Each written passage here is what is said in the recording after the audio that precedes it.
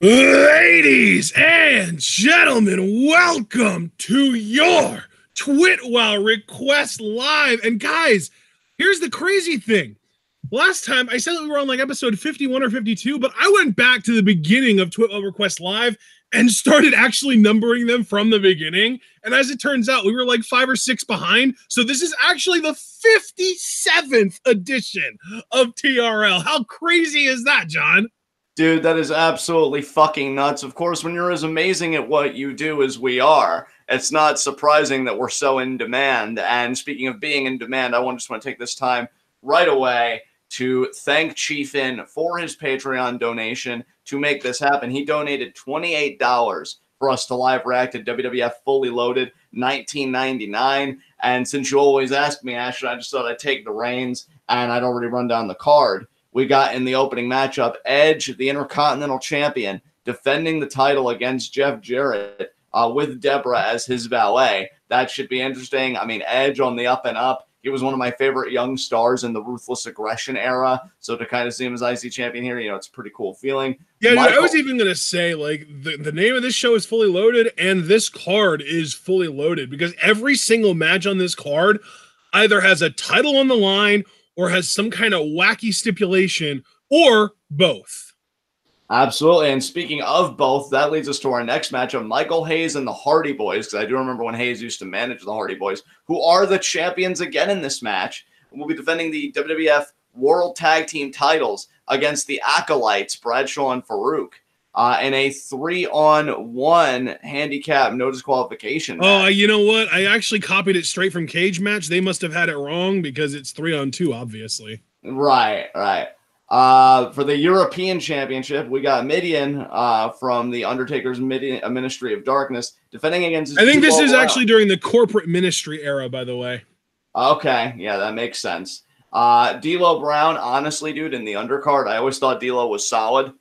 Good in-ring work. D'Lo had an amazing frog splash. Oh, absolutely. And the Sky High. And an amazing head wobble. We can't forget the head wobble. Oh, head wobble was legendary. Al Snow defending the hardcore title against the Big Boss Man. And as you said to me and hyping this show up, yes, it was that feud. Al Snow looking to get revenge for eating his dog, or Big Boss Man making Al Snow eating his dog. So, yeah, Attitude Era at its finest. Kane versus the Big Show with special referee Hardcore Holly. So that's something.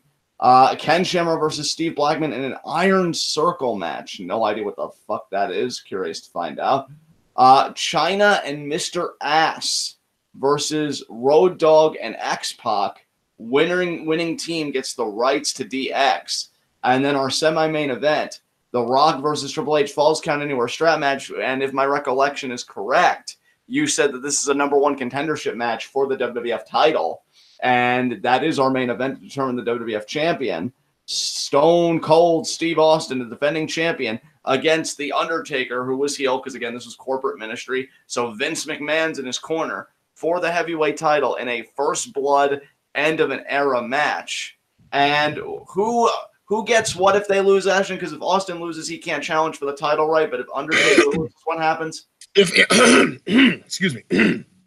Sorry, I had a weird bubble in my throat. But if The Undertaker loses, Vince McMahon is no longer able to appear on WWF television. Okay. Well, so it's one of those funny situations where, like, we already know, like, history, so we know that neither of those stipulations got held to. Yeah, exactly. That's why I don't even know why they do stip storylines like this, like they did with, like, Cena and as referee and Orton and Barrett at that Survivor Series that one year. We're like, oh, Cena loses these, but, like, they never really commit. I'm not even saying, like, you can't break these, but they don't even fully commit, I feel like, for at least half a year or whatever on some of these. Yeah, I would say even as little as like 3 months would be enough to really make people feel the difference in the show with a stipulation that big. Exactly, and they've never made, to my knowledge, at least as long as I've been watching, they've never made that kind of commitment, and they certainly didn't hear from the sound of it and from, again, what we know. But, yeah, that's just running down the card. I can tell you, just going over all these, the matches I'm looking forward to most. I have an intrigue about the opener because, again, Edge is an up-and-coming star, was always really fun to watch. Dude, I'm getting about fucking sick of Jeff Jarrett. We've seen Jeff Jarrett on multiple episodes of Raw over the last few weeks, and we watched him on NWO Sold Out, and now we're also having to watch him on Fully Loaded. What the hell? Why is Jeff Jarrett suddenly invading my fucking life? He's hankering for my dimes, brother. I'm telling you, but he ain't gonna get them. Yeah, too bad he ain't drawn a single one in his life. I always like seeing D'Lo, so match 3 looks to be fun. I love Big Boss Man as a heel, so I got to give love to the hardcore title match. And then beyond that, honestly, both the semi-main and the main event look to be like a fun time. And I know that the community seems to have a weird love for Steve Blackman, so it'll be, I guess, good unless it's like an ironic love. But dude, here's the funny thing: Steve Blackman actually lives near me, like within like 20 minutes or so of me. Yeah, you should. After we watch this show, you should just be like, "So I saw you in that Iron Circle match. Sup?" No, yeah, he was born and raised in Anvil, which is literally like I actually before we went live, I drove to a Pizza Hut in Palmyra, which there's Anvil is literally between my house and Palmyra, and it was like an 11-12 minute drive. So that goes to show you how close I am to Anvil, Pennsylvania. All right, well, I'm literally a 5-minute drive from Anvil, not even exaggerating. Yeah. I already gave my rundown of the card and my feelings on it. If there's anything you would like to contribute on your end, I am ready. And I just want to let everybody know that those that are watching with us, our timestamp is currently 47 minutes and 40 seconds. That's the time. Yeah, we're watching like the official pay-per-view version of this. So the version that we're watching kind of included Sunday Night Heat at the beginning of it. And the Sunday Night Heat portion took up the first like 45 or so minutes. And then they had all the outro shit and the signature and all that stuff. And then they did the old copyright warning. Oh, anybody who will, whatever the copyright thing is with the FBI authorization shit. And then, yeah, then we get to the intro, which is 47 minutes, 40 seconds. The timestamp on the entire video is 3 hours, 35 minutes, 21 seconds. But once we skip up to the 47 minute, 40 second mark, it becomes like 2 hours and 40-ish minutes, somewhere around there. Yeah, so I just imagine, I'm sorry, that whole FBI warning you were talking about, somebody downloaded Heroes of Wrestling, cops bust in, brief scumbag! It was only Heroes of Wrestling. You picked the wrong hill to die on, punk. Oh, God. But hopefully this show isn't that bad. I doubt it will be, because it does look like, at the very least, like a let your hair down and be stupid and just have fun kind of card. That's pretty much what the entire Attitude Era was just let your hair down and have fun and be stupid. Like, it was literally like it went out of its way to pander to drunk college kids. Yeah, there you go. So, unless you got anything else you want to add, things you're anticipating and whatnot, I'm ready. No, here's something that I will add. I find it interesting that we've got a lot of corporate ministry matches on this. And I would say that the one match that I am definitely looking forward to most is the semi-main, The Rock versus Triple H Falls Count Anywhere strap match. Yeah, that should be really good. I'm looking at timestamps, and that's also the longest match on this card. So I'm really excited about that. Nice. Well, always nice when you get time for a match like that. Yeah. All right, man. Would you like to venture a guess as far as what the shortest match on this card is? I'm going to venture a guess and say that it is going to be Shamrock Blackman. Well, I'm not actually going to tell you because that would spoil it. So I'm ready to get into this when you are. All right, let's do it. All right, ladies and gentlemen, I hope you all have been able to synchronize with us. We are literally right at the beginning of the signature, right after the FBI warning. I'm looking at the globe, and it looks to me like they actually have Africa highlighted right now. So we're going to get into this. 3, 2, 1, go. WWF World Wrestling Federation. God, those are the days. Wait, did we really both just sing Those Are the Days at the same time? Yes. Holy shit. There was like, I didn't even know you were going for it. Yeah, I'm going to start charging you rent. Yeah. Rent free, baby! God, that's when McMahon had like more hair, was more muscular. Oh, yeah. And shit. This was when Vince actually looked human. Damn you, Stone Cold Steve Austin! By the way, I don't know if you knew this, but this is like the pay-per-view before SummerSlam in 1999. Yeah, I feel like SummerSlam 99, I don't know why. You know, I'm going to keep my remarks to myself because they could be potential spoilers. Well, no, dude. Everyone, like, the thing is, like, shows that happened this long ago, if you haven't seen them already, like, that's on you, you know? Like, no, I'm just going to say SummerSlam 99. If I remember correctly, like, Triple H was a part of a WWF championship match with, I think, maybe The Rock and it was Mankind and Stone Cold Steve Austin. Mankind and Stone Cold. So, like, in the lead up to that, he actually cut his I guess infamous, or however you want to call it, like I am the game promo. Yeah. So 99 I guess was kind of a real turning point for some characters. Pyro, nobody's better than me at this game. I am the damn game. I am the fucking game. JR, watch your language. Oh, you want me to shoot with it? I'm gonna fucking shoot with it. God, intense babyface Triple H, man. Jesus Christ, what a legend. Yeah. Oh man, and here we go. Man, the energy of this building. Look at all the signs, John. Yeah, oh my God, that arena is packed.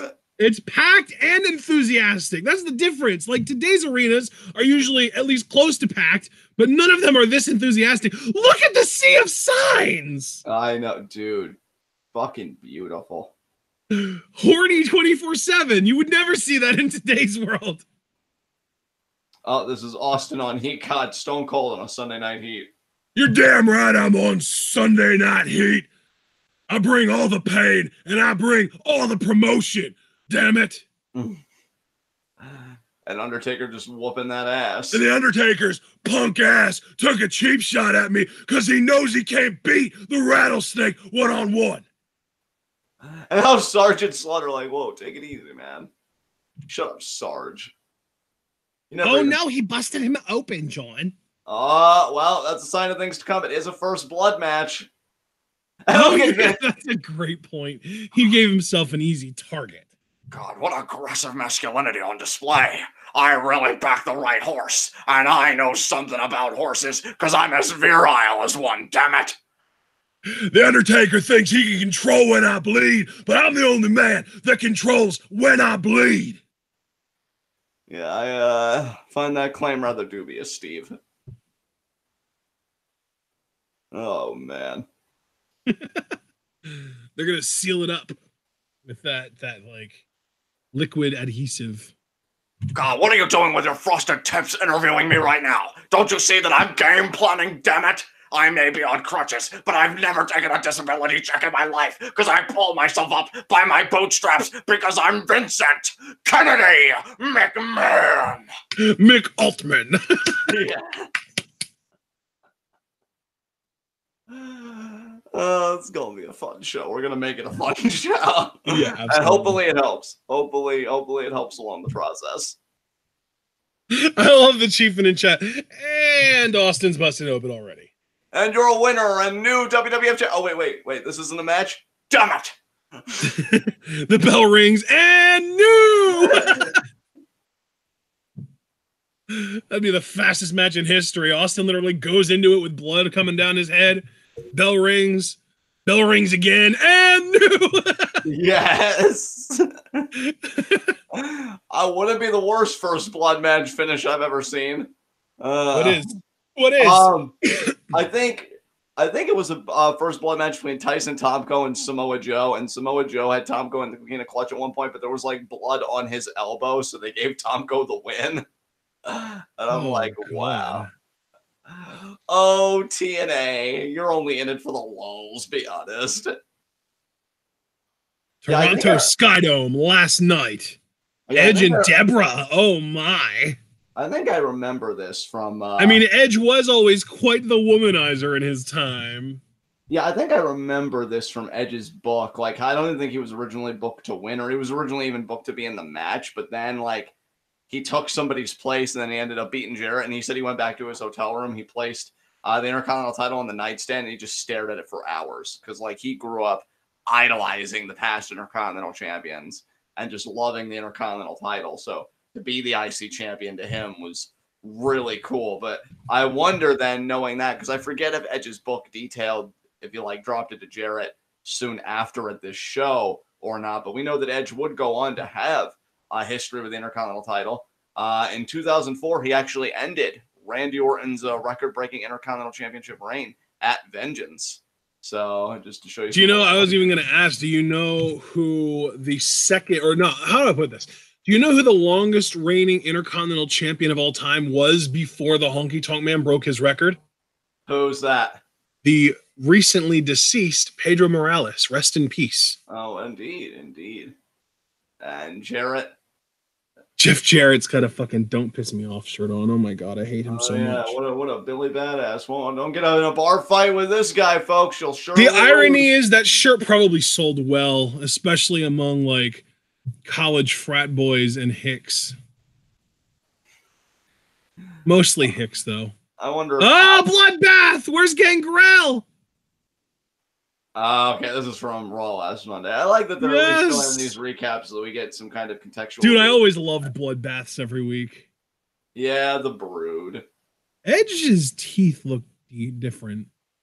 I'll tell you, the Brood definitely had one of the like better themes of the Attitude Era. I thought that shit was iconic. Their entrance is like top 3 all time. And Chief In filling in the blanks for me about me quoting that excerpt from Edge's book. It was Shamrock that Edge replaced on that event, so I was right that he replaced somebody. Oh, they're really having Jeff Jarrett talk right now. Oh. I have it on mute. Suck it, Jeffrey. Yeah, I have my volume down to like 40%. I like that Edge has got that creeper smile on his face. Like, ring the bell. Edge's teeth look weird here. Maybe it was part of like the Brood look because they were. No, I mean like they somehow look more perfect back then than they do now.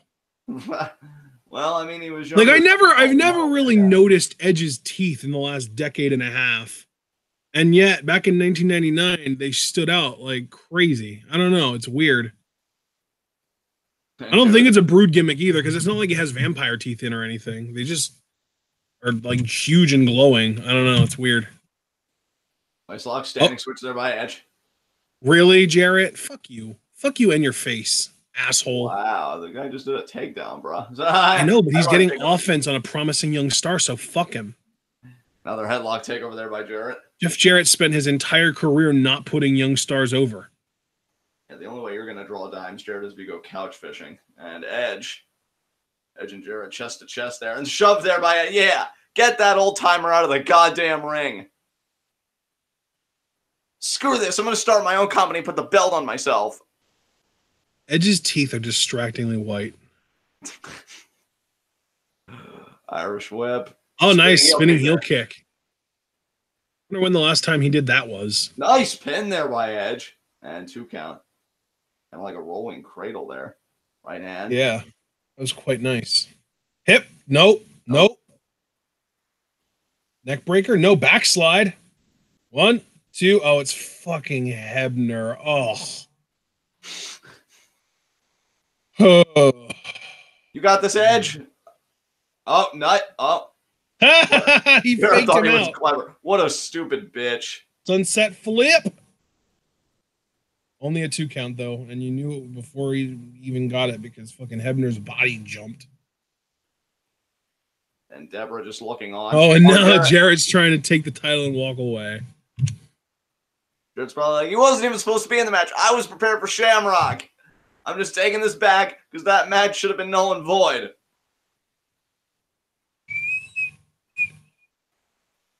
Now, Debra kind of arguing with Jeff, like, you just can't take the title. You don't win it that way. Jarrett says, this is my title. Mm-hmm. I mean, Edge does have the champion's advantage. Jarrett doesn't get his fucking average ass back in the fucking ring.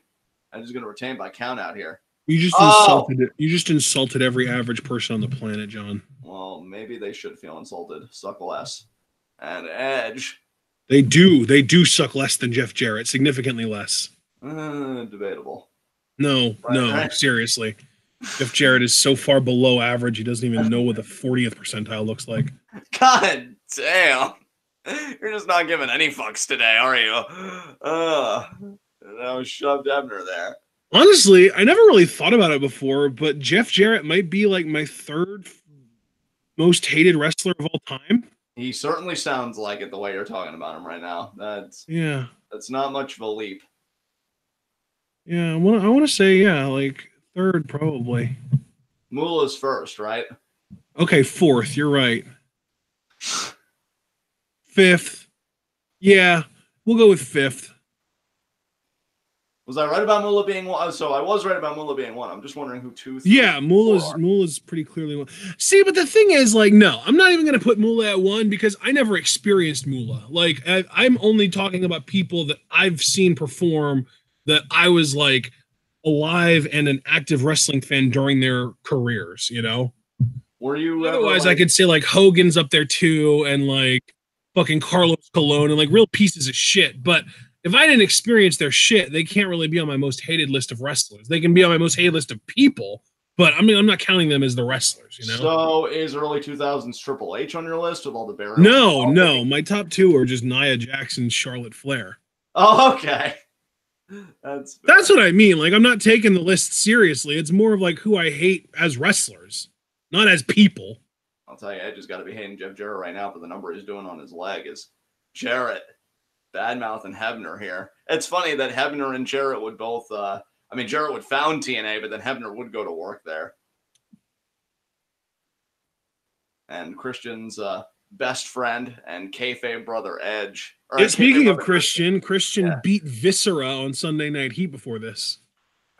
Way to not make the main card again, Christian. Always living in Edge's shit. Oh! Edge got sent into the ring post. That's rough. What a tough break for Edge. How's that shoulder feeling, asshole? Oh, don't be mean to Edge. I'll be mean to whoever the hell I please. Jumping arm breaker. Your offense makes no sense, Jarrett. Why are you targeting the arm? You don't have an arm submission, jackass. Well, I don't know. Maybe Edge is using the Impaler DDT, and Jarrett thinks if I take away an arm, I take away some of the efficacy of that maneuver. We don't know. Jarrett. But he's taking away the wrong arm. He uses his right arm to do it. Listen, man, I don't know how wrestling works. All right. Yeah, I know. But well, no, we both know how wrestling works. What are you talking about? We know how wrestling works. Jeff Jarrett's just bad at it. Jarrett now. Body press there, body on body contact there, the back dealing all the way to Jarrett. Oh, there's the strut. Oh, Lord. And Debra smirking.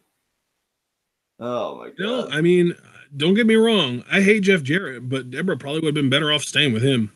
Yeah. Oh, pulling the Boy, arm. that was effective. Huh.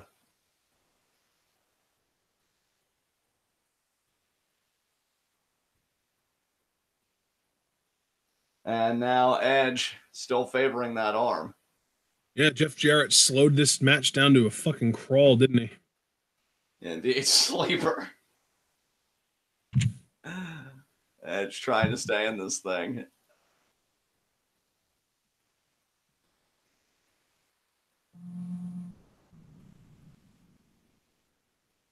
Right hand there. Oh, kick by Edge. Off the ropes. Flapjack. Oh, Jarrett. Imagine being WWE in 2019 and thinking, you know what we could really use right now for a nostalgia pop is fucking Jeff Jarrett. Well, they did think it, and Elias is paying for it. Or he was, anyway. Back to the sleeper again. I think that Jeff Jarrett is living proof that the WWE thinks that Attitude Era mid-carders are current-day main eventers. That's because Jarrett was like low card in the Attitude Era. He was a fucking scrub. And they made him seem like a big deal these days. Yeah. I'll never really understand it. And Edge now trying to fight back, and Jarrett's just grounding him here. Oh, you mean Jeff Jarrett is intentionally trying to make a match slow and boring? Call me shocked. And now Debra looking on. We are less than a full match into this show, and I'm already just pissed off that Jeff Jarrett. Yeah. Thankfully, the Hardy Boys are in the next match, so that should be more exciting. Yeah, hopefully. Although I guess the downside is so is Bradshaw, and he's kind of a similar like Jeff Jarrett, like slow worker. And Ashton, hold on. I need to take care of something just real quick. Sure thing, man. I'll call the rest holds that are going on right now. Guys. Oh, Edge landed on his feet. Goes for the roll up. 2. Nope. Oh, kick out there by Jarrett. Sorry about that, partner. I had just clarified somebody that I was working. So that was literally like 3 seconds. Really, you didn't even really need to say anything. You probably could have just done it, and I would not even known.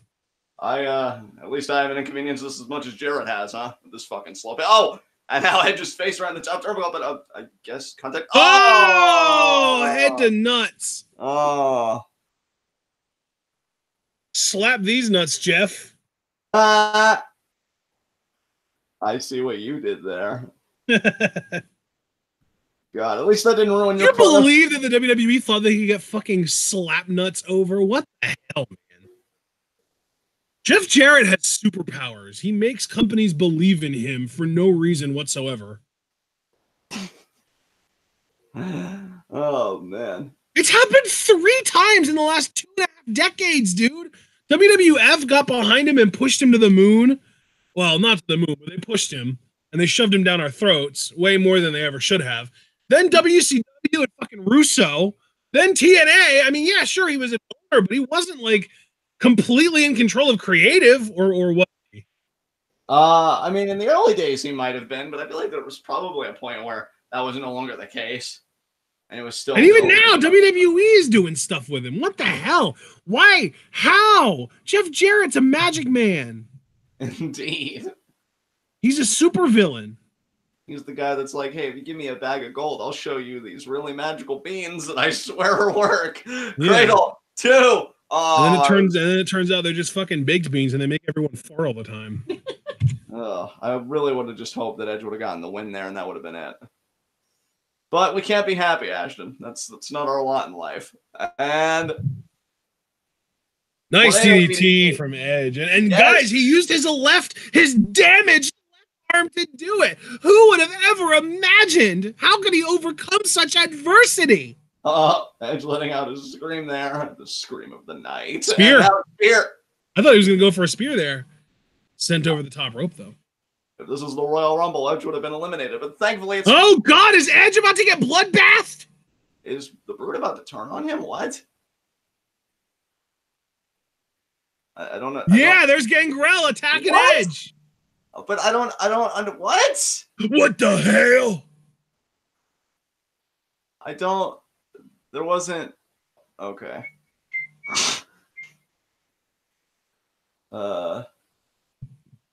You're not allowed to have single success in this faction.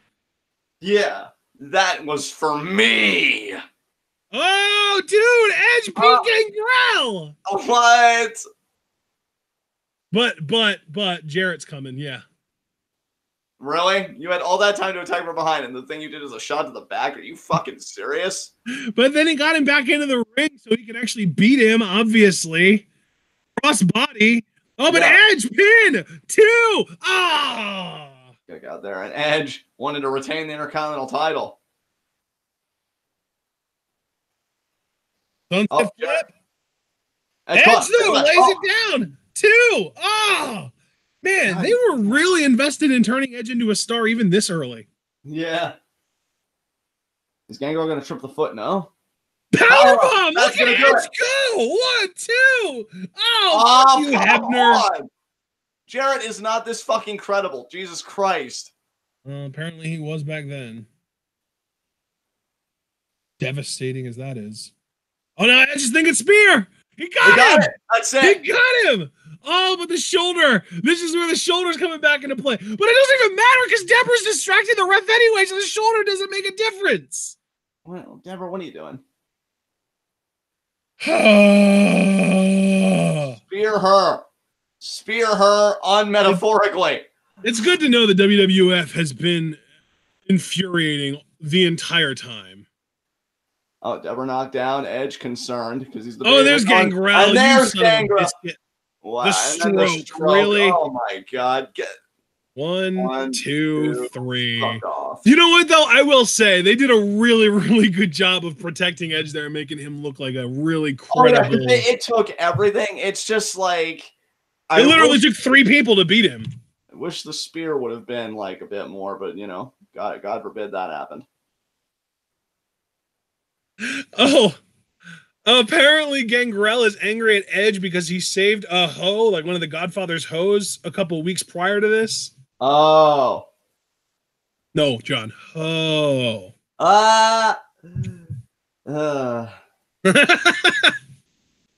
Dude, someone in the sign has a Larry 420 son. I wonder if that's a reference to Big Larry.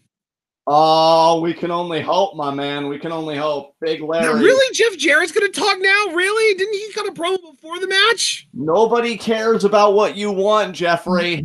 Why do wrestling companies think Jeff Jarrett should get mic time? Oh, my Oh, God. Now we're back to this. Stone Cold getting his busted open head patched up. And now he walks out. That's just great. That's just great, Steve. You're giving yourself a disadvantage in your championship match tonight that might lead to you not ever getting a title shot again. Yeah. Jackass.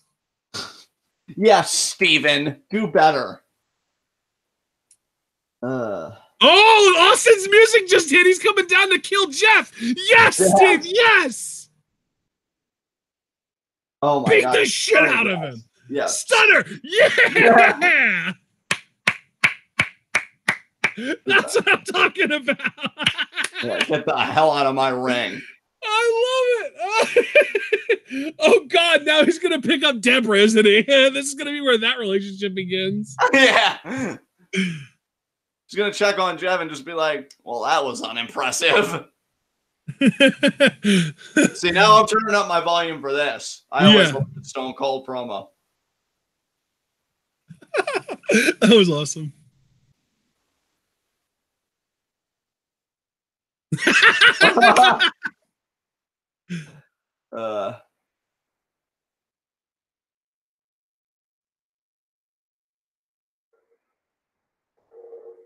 So is your sorry ass.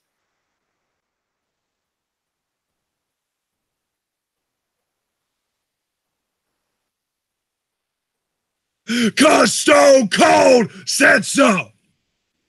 Yeah.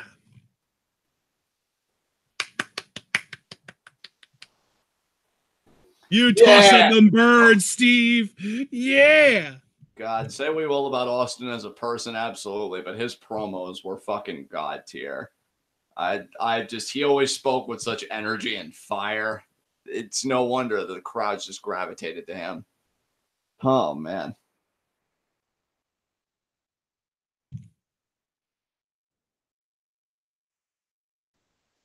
Oh, and there's a picture of Vince with the crimson mask. Oh my God, his face. Gary Lawler and Jim Ross. Legendary commentary duo. Absolutely. The guy that was behind them looked almost like Captain Lou. Oh, here are the Acolytes. Yep, here we go. Looking to become WWF Tag Team Champions in this 3-on-2 handicap match as they face Matt and Jeff Hardy and Michael Hayes. And this is more corporate ministry stuff, too. You got to remember these guys were a part of that. That's true. See, you can feature a faction heavily on a pay-per-view without making it all about them. WCW sold out. And oh, shit. I was going to be like, wait, I mean, they're kind of doing that. And then you pointed out a pay-per-view that actually did it. And I'm just like, oh. Yeah. It's like, oh, shit. Baby. Yeah, that was a thing. What? Yeah. I said full circle, baby. Connecting the Patreon requests together. Oh, God. This is back in the day, man. Bradshaw still had his goatee and everything. Yeah, this is before Bradshaw, got involved in financial markets. Yeah, of course. Oh, Michael Hayes.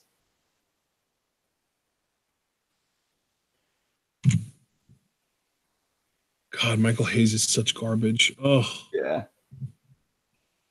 Oh, there are three people. There are three people in this match that I like, but they're not all on the same side. No. Matt, Jeff, and Faarooq. Yep. Bradshaw and Michael Hayes should just kill each other. Of course, let's be honest, and I will give Bradshaw his due. The guy works stiff, and he has one of the best rates in the business. Michael Hayes doesn't look like he's packing shit. Oh, Bradshaw's just a fucking Stan Hansen wannabe. Yeah. He wishes his lariat was as good as Hansen's. And Hardy's now coming down the ramp. Does Matt Hardy have dreads? He might. I mean, it was 99. It was a weird year for all of us. You were, what, 7 years old in 99? Hey, I went through some shit, man. Sure you did. Sure you did. Right, and Michael Hayes and Jeff. Oh, man. Hayes got to get through this match in like the next 10 minutes before he has to get back on his oxygen tank. Fucking old-ass bitch. Were you with your grandma yet when you were 7? That was the year that I would go with her. I don't know, though, if I was with her around the time of this pay-per-view. Well, in July it would have been. I want to say yeah, but yeah, can't be too sure. Oh, God, look at Michael Hayes trying to fucking sell. Jesus. Oh, man. The Freebirds were never good. Oh, Matt.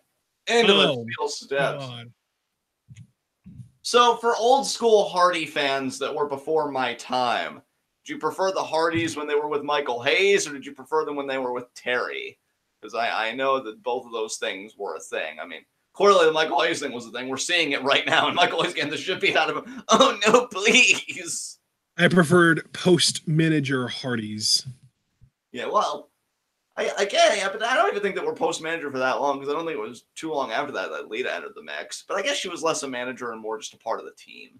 Yeah, that was Team Extreme, man. Yeah. So I guess that would be my answer. I prefer Team Extreme Hardys.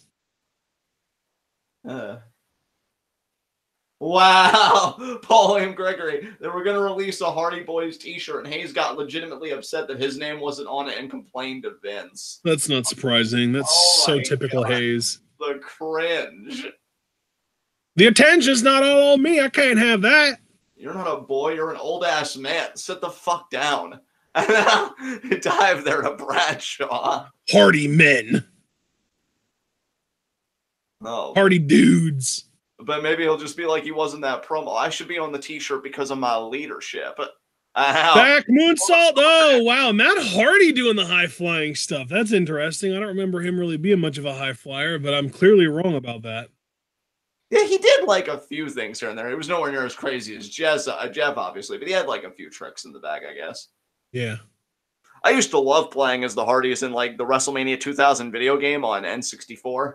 Yeah, they used to, because they had springboard action and stuff like that even back then in those games. It was pretty cool. And Matt, you got caught, Matthew. Fall away slam. Yeah. Oh, look at Jeff, though. Jeff, shotgun or missile drop kick into the roll up, but only a 2 count. I mean, he could have bumped a little bit more for that drop kick, Bradshaw. That actually looked like a genuinely impressive drop kick, but no, it's cool. Michael Hayes is doing stuff to Faarooq. Oh, God, the subtext. Christ. Again. Oh, but there they go. The drop kick from Jeff knocked him down. God, imagine how fun this match would be if you just Hayes out completely and you just made this tag match between the Acolytes and the Hardys. Yeah, right? Then we wouldn't have Michael Hayes trying to abuse Faarooq with all that subtext. Hayes like immediately sucking wind after that clubbing blow. You noticed that too, huh? Hardy Boys forever. Poetry in motion. Hardy Boys forever. And now knees there. And now Hayes. Don't throw your back out. There's the suplex. Swanton already. Really? Is that going to be it? Pin? Oh, no, there's Bradshaw too. And he kicked out anyway. Jesus Christ. Bradshaw wasn't even a good partner there defensively. He took Matt out for like, no, break up the pin, you dumb bitch. Christ. Oh, he just throws Jeff out of the ring. Paul commenting on how Faarooq has major ass. And now I can't stop looking at it, and you're right. That glute game is on point. Oh, my And now, there's the spine buster dominator thing. Well, the Dominator's like, well, we might actually see it here because Matt. Yeah, that's right. It's like the over the shoulder flip. Yeah, I get what you're saying, but it was like a spine buster power bomb kind of. Yeah. Oh, The power buster. Bradshaw, the scoop slam there. As powerful as the power buster is, it's nowhere near as powerful as its political cousin, the filibuster. I like how after all that chaos, now everybody's on the fucking apron. Like. We've got to return this match to order, guys. We will have order here. Yeah, shut the fuck up. That was actually a pretty good JBL impression, honestly. Seriously. I appreciate it. He was like a major part of your wrestling fandom growing up, though, right? Yeah, I mean, you know, because you started really paying attention in like 02, right? Well, I started paying attention in like 02. Wasn't a fan of his initial run, but I'm not gonna lie, his return in 07, I was kind of into him there, and I just remember, you know, just some of the promos. You know, art imitating life. Such a fucking douchebag. And Faarooq there right in the eyes of Matt.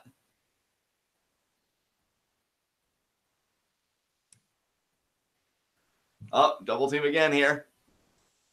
Double shoulder block.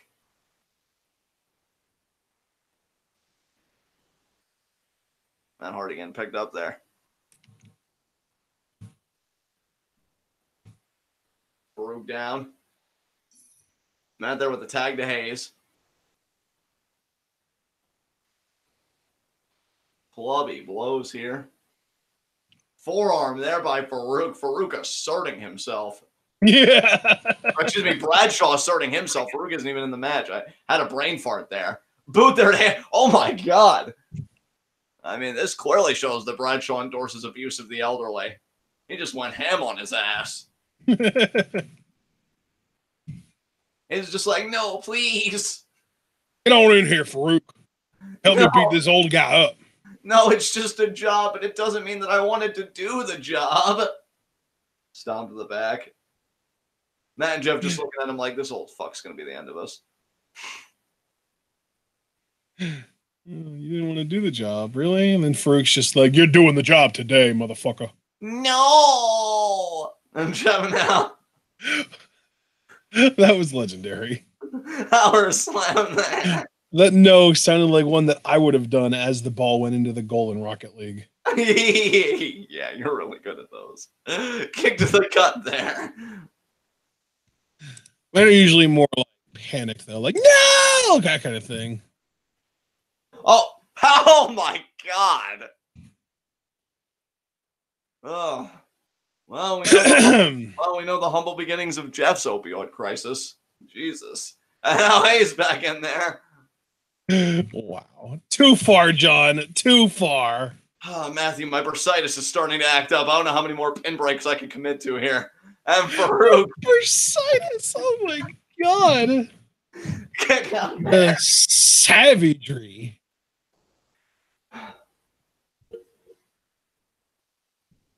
All right there, bud. It's amazing that we're seeing a rest hold on somebody not named Michael Hayes in this match. I mean, I don't know. It doesn't seem too super surprising. Faarooq and Bradshaw are both really big dudes, so it wouldn't be too shocking if they got winded easily, too. You know, it'd be amazing if Faarooq was in this match and Michael Hayes was the fucking hot tag and Faarooq would just think about his life and just be like, damn. Dang. Breaker. Because we all know Michael Hayes is a racist piece of shit, so I guess that's what we call poetic irony. Hayes is a very hateful person. And, could be the Dominator. No, not if Matt has anything to say about it. Matt broke that shit up. Oh, and in comes Bradshaw to even it up. Oh, and there's Hayes to get the man advantage. Tim White refereeing this match and seeing Michael Hayes work. No wonder he wanted to kill himself. And Jeff Hardy out of the ring. Could be the Dominator this time. Yep, he's going to hit it this time. Oh, no, he's not. Matt Hardy squirms out. I don't think Matt's even legal, though. That's the funny thing. Twist of fate! No, Matt's not legal, Tim. What are you doing?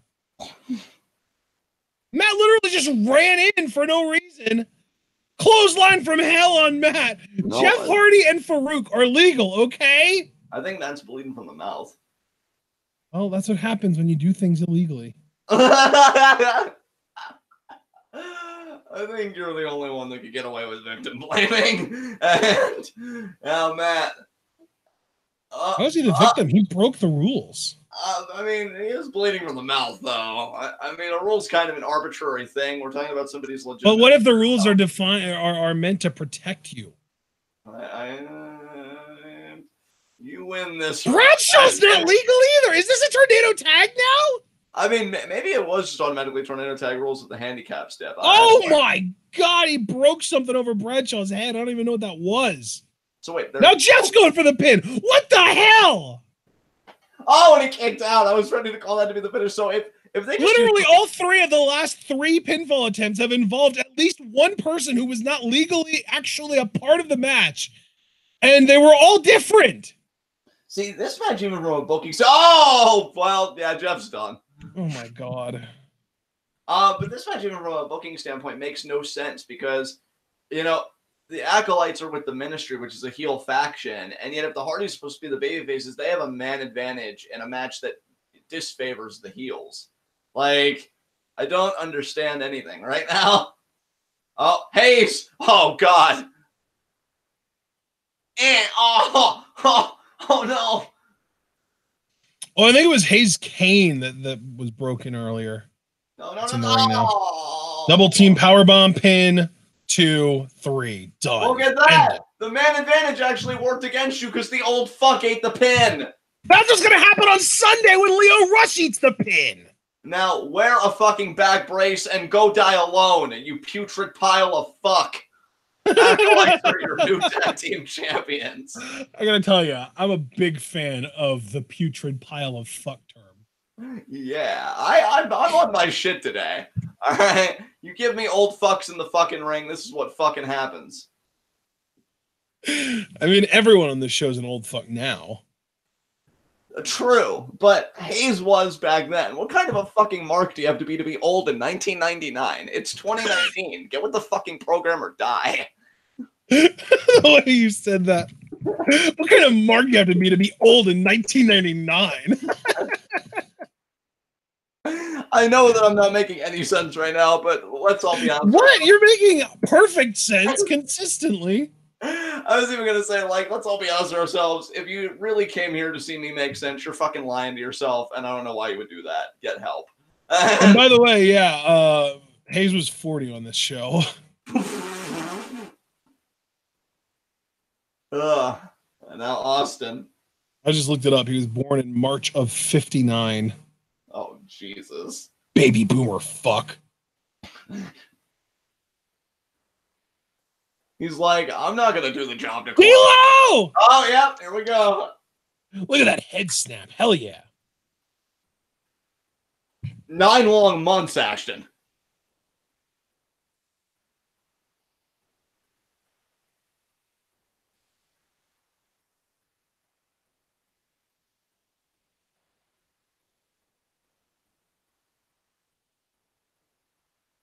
Yes! Oh, dude, I don't think I've ever heard D'Lo Brown cut a promo before, and Ricochet sounds exactly like him. Yeah. Ricochet promos are literally D'Lo Brown promos without the neck snap. Oh, man. And actually, D'Lo, he was really preaching to us. I even gave him a triangle snap for that. I see you, D'Lo, living your best life. And here he comes. Look at that neck snap. He is moving with that swagger right now. Yeah, look at it. The head bobble. That's what I'm talking about, baby. And really, like you said, a great frog splash. I hope we see that in this match. Yeah. Oh my God, I love it. D'Lo's so good. Who's D'Lo facing in this? Mideon. That's right, Mideon. That's for the European title. I remember the European Championship. That was a thing. Oh, and here comes Mideon. And no, Cliff, it's not of the naked variety. Sorry. I don't know if this is before or after Naked Mideon, though, honestly. I couldn't tell you. He has that Undertaker symbol on his forehead, though. That's pretty cool. Yeah, that is pretty cool.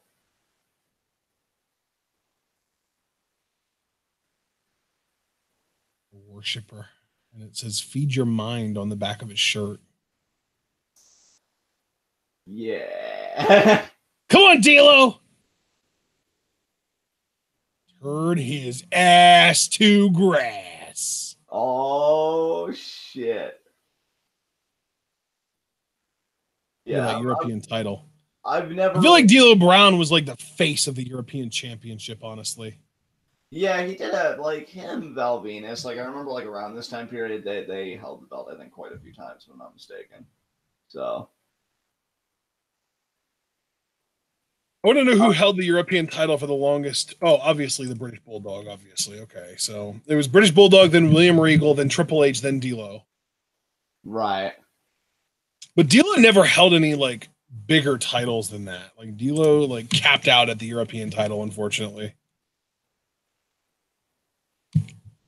And D'Lo, he did hold the Intercontinental title one time, but that was like, yeah, it was actually, dude, that was literally like the night after this show. Yeah. Or maybe a week after. And D'Lo. Baseball slide there. And, oh, the dive there. And D'Lo looking to get this shit done.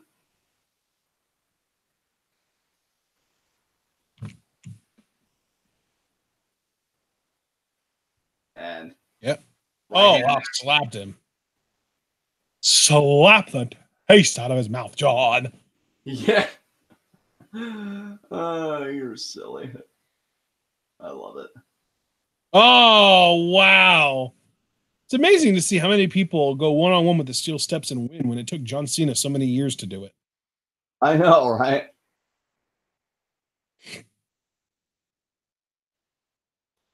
Yeah, it's kind of interesting for me to see this match. I never really saw Mideon work that much. I might have only seen one match of his my whole life. And I'm not even kidding. Mideon always felt like an ECW style worker to me. Like punches, kicks, really basic shit, but knew how to tell a story with it. Yeah.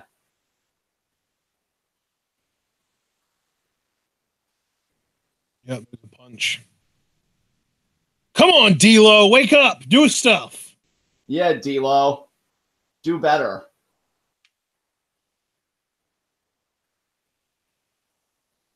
Oh, nice jab to the gut. Nice. There we go. Getting a little bit of an advantage now, throwing the punches to the face. Oh, Irish whip. Oh, wow. Ripcord lariat there from Mideon. Yeah. Raid Mediator! He's really grounding you right now, D'Lo. You might want to do better. You might want to do better. Oh, my God. Oh, power bomb. Oh, nice. Power bomb. That was like a gut-wrench variant almost. Yeah, he's kind of kicking your ass here, D'Lo. Cover. Oh, dude, I thought that was 3. I thought that was 3 as well. Leave it to Kyoto. D'Lo, you said there's more to being a champion than going in someone's bag in the locker room and taking the title, but I don't know. Maybe no, he said taking the belt. That was the funny part. Oh, taking the belt, but yeah. You're not proving it right now, brother. Yeah, you're really not, D'Lo. I'm disappointed in you. I mean, you may snap your head, but I'm just shaking mine looking at you right now. And D'Lo fading here.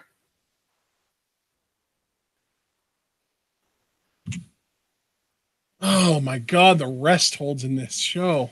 So as far as like ministry matches go, so far they're 1-0, right? Because the Acolytes did regain the tag titles. Yeah. So now we'll see if Mideon can retain the European. And we got to remember too, it's the corporate ministry, so I'm pretty sure like Big Bossman is part of it too, and then I want to say Big Show was part of the corporation, right? I feel like he was. Yeah, and then I don't know if this was before or after The Rock joined up with Vince, corporate champion and shit. And then obviously the Undertaker was, the leader of the ministry side of the corporate industry. Right. Cliff, he did like a chia but with Kyoto, and it's like it kind of works, but it really doesn't. Oh, Cliff, you goofy son of a bitch. So it'd be like Chioda, but like it's Kyoto. Come on, Cliff, man, you're killing me here. Hey, he tried. I mean, I know we say never try, but I know. Overhand chop. Another overhand chop there by D'Lo. D'Lo now fighting his way back into this match.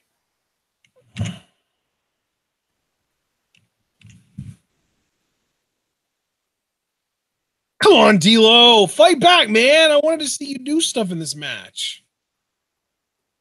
And now Mideon. Oh, man. Mideon's just overwhelming for D'Lo right now. Oh, here we go. Sunset flip. There we go. That's what I'm talking about. Sunset 1-2. No, damn it. Well, Mideon clapping the legs. Mideon can barely even stand up from a seated position. He's that out of shape. Yeah. Oh, just a straight kick there. Come on, D'Lo. There's Kerwin White to call out the hypocrisy here. Yeah. Man, what is with these heels that work so lethargically, like grounding these exciting baby faces? Like, goddamn. Why don't you ask that today? I guess that's a fair point. I guess it's a little less obvious today, but not really that much. Paul and Gregory, if you put the corporate ministry and the NWO together, there'd be like 2 people left and both would be dead. Oh, they'd either be dead or asking for a shirt. Yeah. Like, please don't leave me out here in the cold. Come on, D'Lo. D'Lo, you just had him. How could you let this get away from you again? Oh, there we go. Here we go. Here we go. Sky high. Yeah, there it is. Already. Wow. Unless he's gonna go for the frog splash. You better. Oh shit! No, he's gonna do the leg drop. The leg drop. The head bop leg drop. Shaky, shaky leg there drop. It is. There it is. And now he's gonna go for the frog splash. Here we go. Yeah, suck it. Oh yes, so good. And D'Lo wins, baby. D'Lo is the European champion. I love how that match is pretty much like the moment D'Lo gets on offense, like real offense, it's over. Yeah. But they had to make sure that Mideon put up a fight.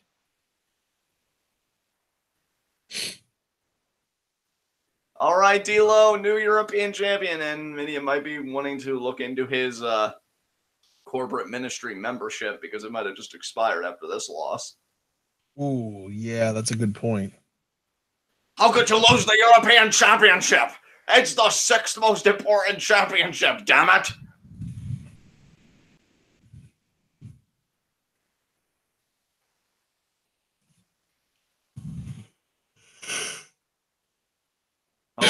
Excuse me. Undertaker. Yeah, cameraman, you should know to keep your space. Oh, there's Al Snow.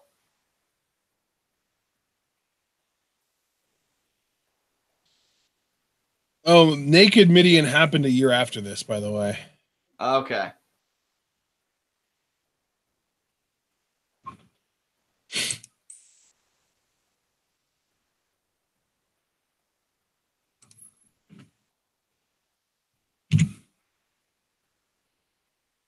Oh, yeah, Bossman, this is him beating the shit out of Al Snow.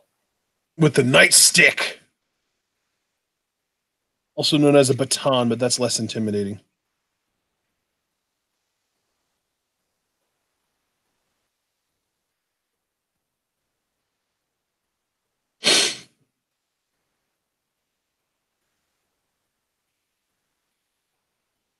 He can't think.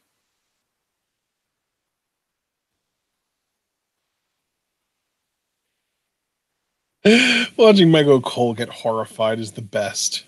Never forget how Heidenreich traumatized him for life. Yeah, wasn't it implied that he literally raped him? Yeah, yeah. Man, Vince is fucked up. Head. What does everybody want? What does everybody need? I don't know. The crowd seems kind of into him. Dude, Al Snow was ridiculously over in the mid to late 90s.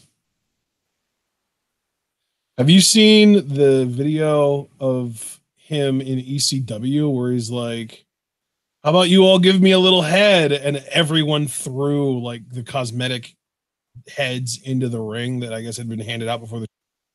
God damn. No, I've never seen that. Yeah, there's another clip too of him asking for a chair, and people were literally just getting out of their own seats and throwing them into the ring, and it literally filled the ring up with chairs. Damn. Yeah, Snow was super over, especially in ECW. He was like a sensation. That's why that was like around the time that he started to be known as the, wrestling's best kept secret kind of thing. Oh, dropped head there.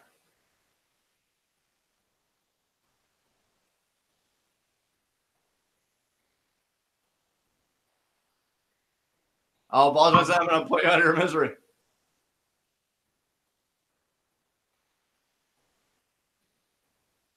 Oh, my God. There we go. All right. We finally got on him. Yeah, look at him unload. Look at Al Snow go. So did eating his dog like make him snap, or was he crazy before that? I think this was before. I think this is actually before that it escalated to that level. Oh, wow. Okay. Yeah, I'm pretty sure that this match happened before the dog eating stuff happened. You got this, boss man. Enforce that law and order. Man, Bossman and Otunga as a tag team. That's my level of Ella support right there. Bossman and Otunga. Too bad Bossman passed away. I really liked him as a heel. I don't know what he's looking for, but oh, there's Al. Oh, what's Al gonna hit him with here? Damn, sandbag right to the face. Yeah, I guess that there was a point that Al Snow actually replaced Head with Pepper, and that was what led to Pepper, getting killed and cooked and then fed to Al Snow. And then there was the Kennel from Hell match that was a complete disaster. Chiefin said the dog stuff actually happened before this match, so... What? Yeah, apparently. Really? Yeah.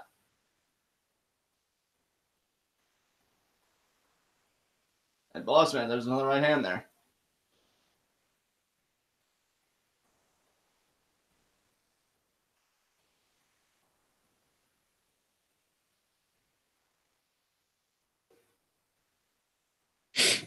And now.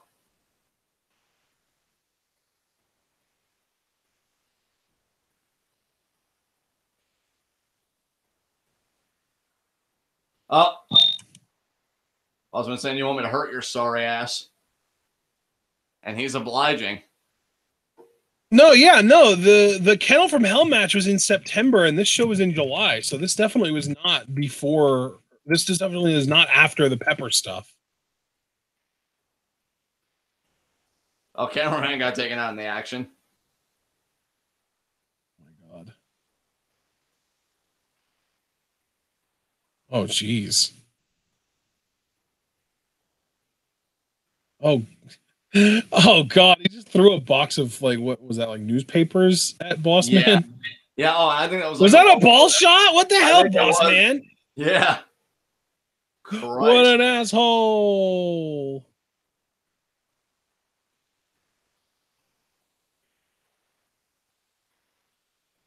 Oh my God! Oh, he's stabbing him! Ah! Oh my God! You sadist! The hell, man! Get up, you piece of shit! That was awful. Oh, then the palm strike. Back elbow. Go, Al. Go. You got this, Al. Yeah, I believe in you, Al. Oh, 1-2 snap there. Yeah, the 1-2 combination there. Yeah! Cooking sheet to the head. I was just saying I wanted to stop.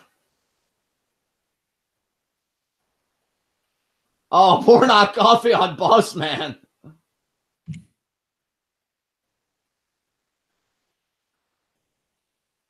Damn, Bossman, you got fucked up.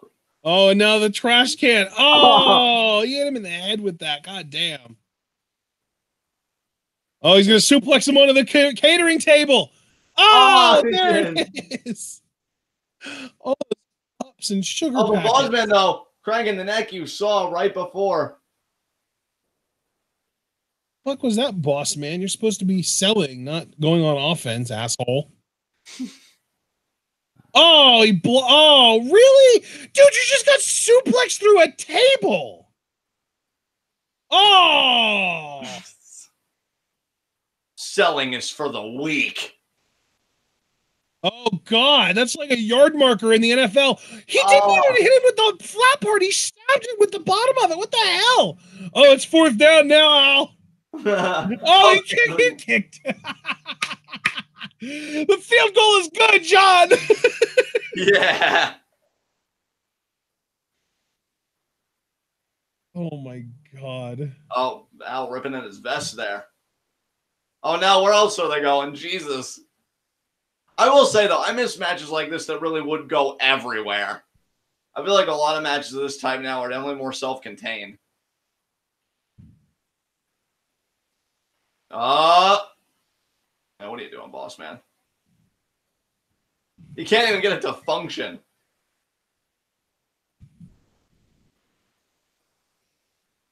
And Al Snow just attacked Bossman with a plant. Oh my God. That's the best use that we've seen of a potted plant as an offensive weapon since Dean Ambrose used one. Oh, wow. Do you remember the name of Dean Ambrose's potted plant? Because I kind of forgot it. No, I forget it too. Damn. Oh, God, he's whipping him with his belt. You sick fuck. Oh, now he's choking him with his belt. What the hell? Bossman's a sadistic. I mean, I guess we already knew that based on the pepper thing, but.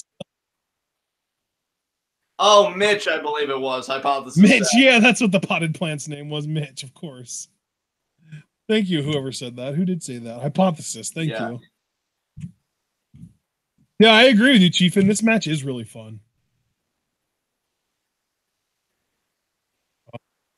Bossman's going to take Snow up to the top of those steps and then throw him down him.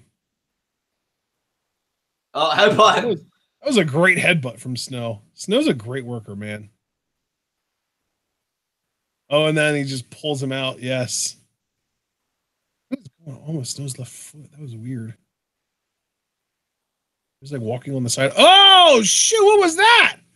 I think it was just like cheap shot there. Now, head right in the door there by Bossman. And we're going outside. We need more matches like this today. Yeah, we never get matches that go outside today, ever. Yeah, it's just what I was saying earlier, man. Today's matches are far too self-contained.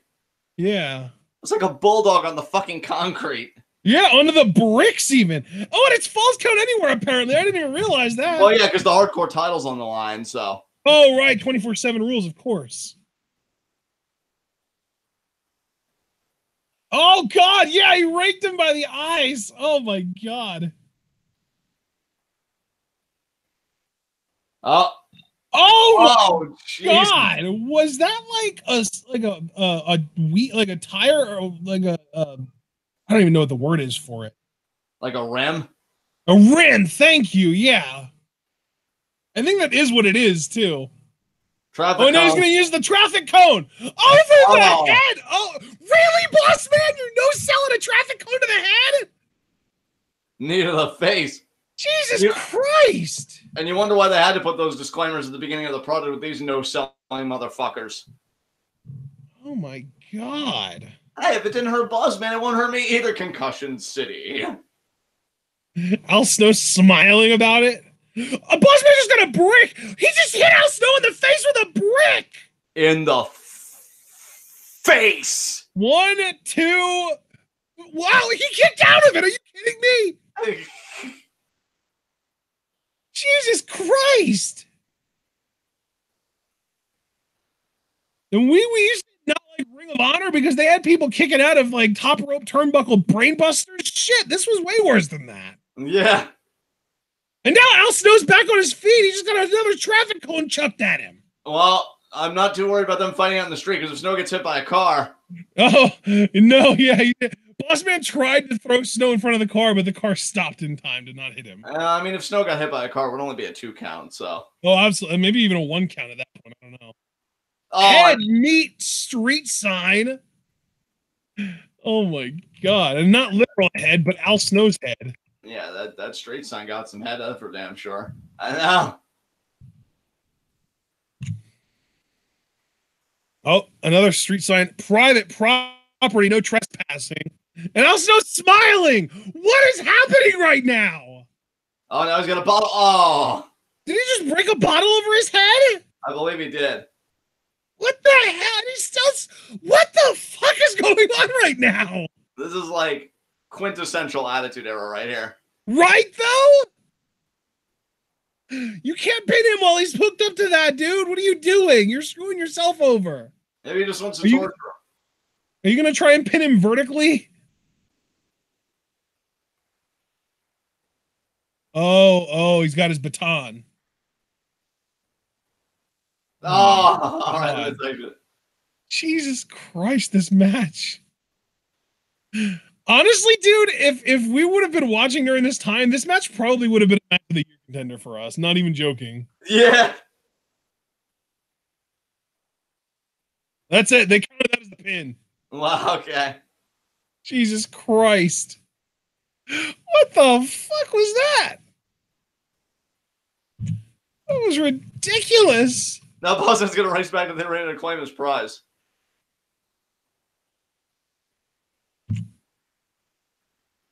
Oh, God. Al Snow literally foaming at the mouth with a smile on his face. Yeah, so far, commentary made a good point. So far, every champion that's defended their title on this show has lost the championship. So that does not bode well for Stone Cold tonight. Oh, yeah, that's true.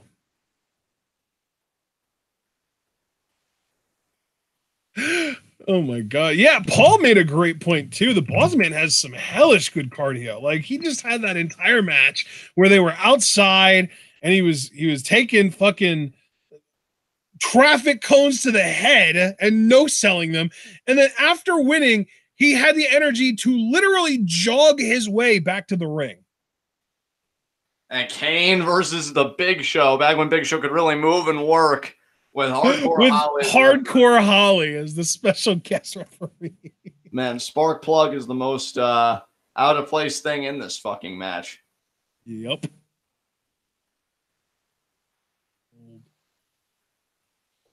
Spark Plug. Jesus Christ. That match, man. Jesus Christ is right. Hypothesis. Ashton confirmed that this this match was before Pepper, yes. Yeah, it was. Yeah, because eventually Al Snow ended up replacing Head with Pepper. And that was what led to the whole, Bossman feeding Pepper to Snow thing. God, Bossman was so mean. He was an amazing heel. Yeah. The fact that they made that great of a heel and didn't give him a world title blows my mind. Yeah, because I don't even know how many times he competed for the WWF title. I know he did once against the Big Show at Armageddon '99. But that was like a fucking squash match. Bossman got fucking obliterated. I don't know if he ever competed for the world title outside of that.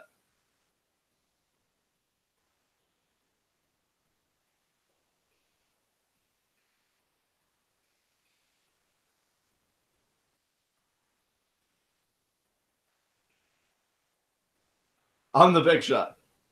Oh my God. Everything about Bob Holly just screams racist piece of shit. Yeah.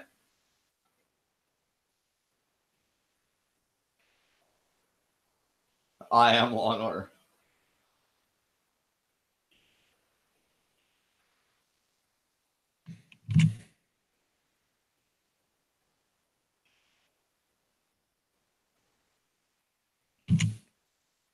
Okay, Cliff, maybe I should be more specific and just, or be less specific and just say hateful, racist, homophobic, like all the old school, like, if you're not a straight white cis male, I fucking hate you for no reason at all kind of thing. Right.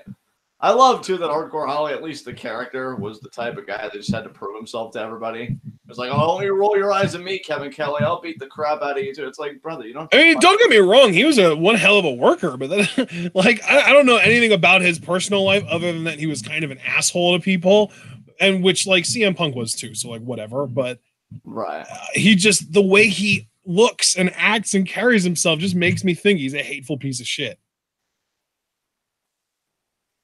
Pauline Gregory, the big shot Hardcore Holly. Jesus fucking H Christ.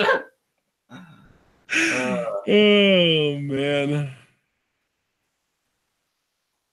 Oh, and here comes Big Show. Well, it's a Big Show.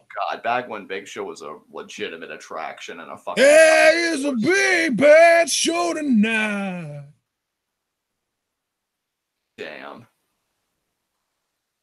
Damn, this is pre-singlet Big Show and everything. Shit. Yeah, dude, again, that's like one thing exciting about him facing Kane looking like this, because this was the Big Show. Like, if I was a kid watching this man fucking kill people. Oh, and this is when he had a ponytail and everything. God damn.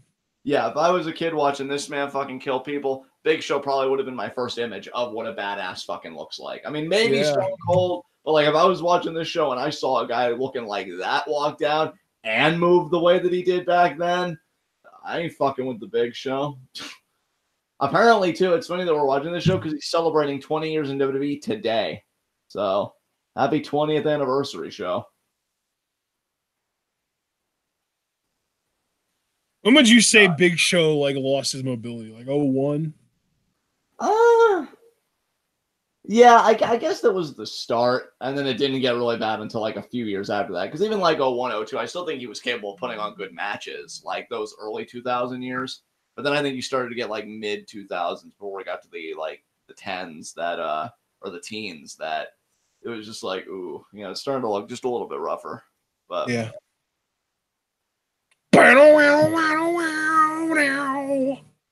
God, Kane was such an absolute badass back then.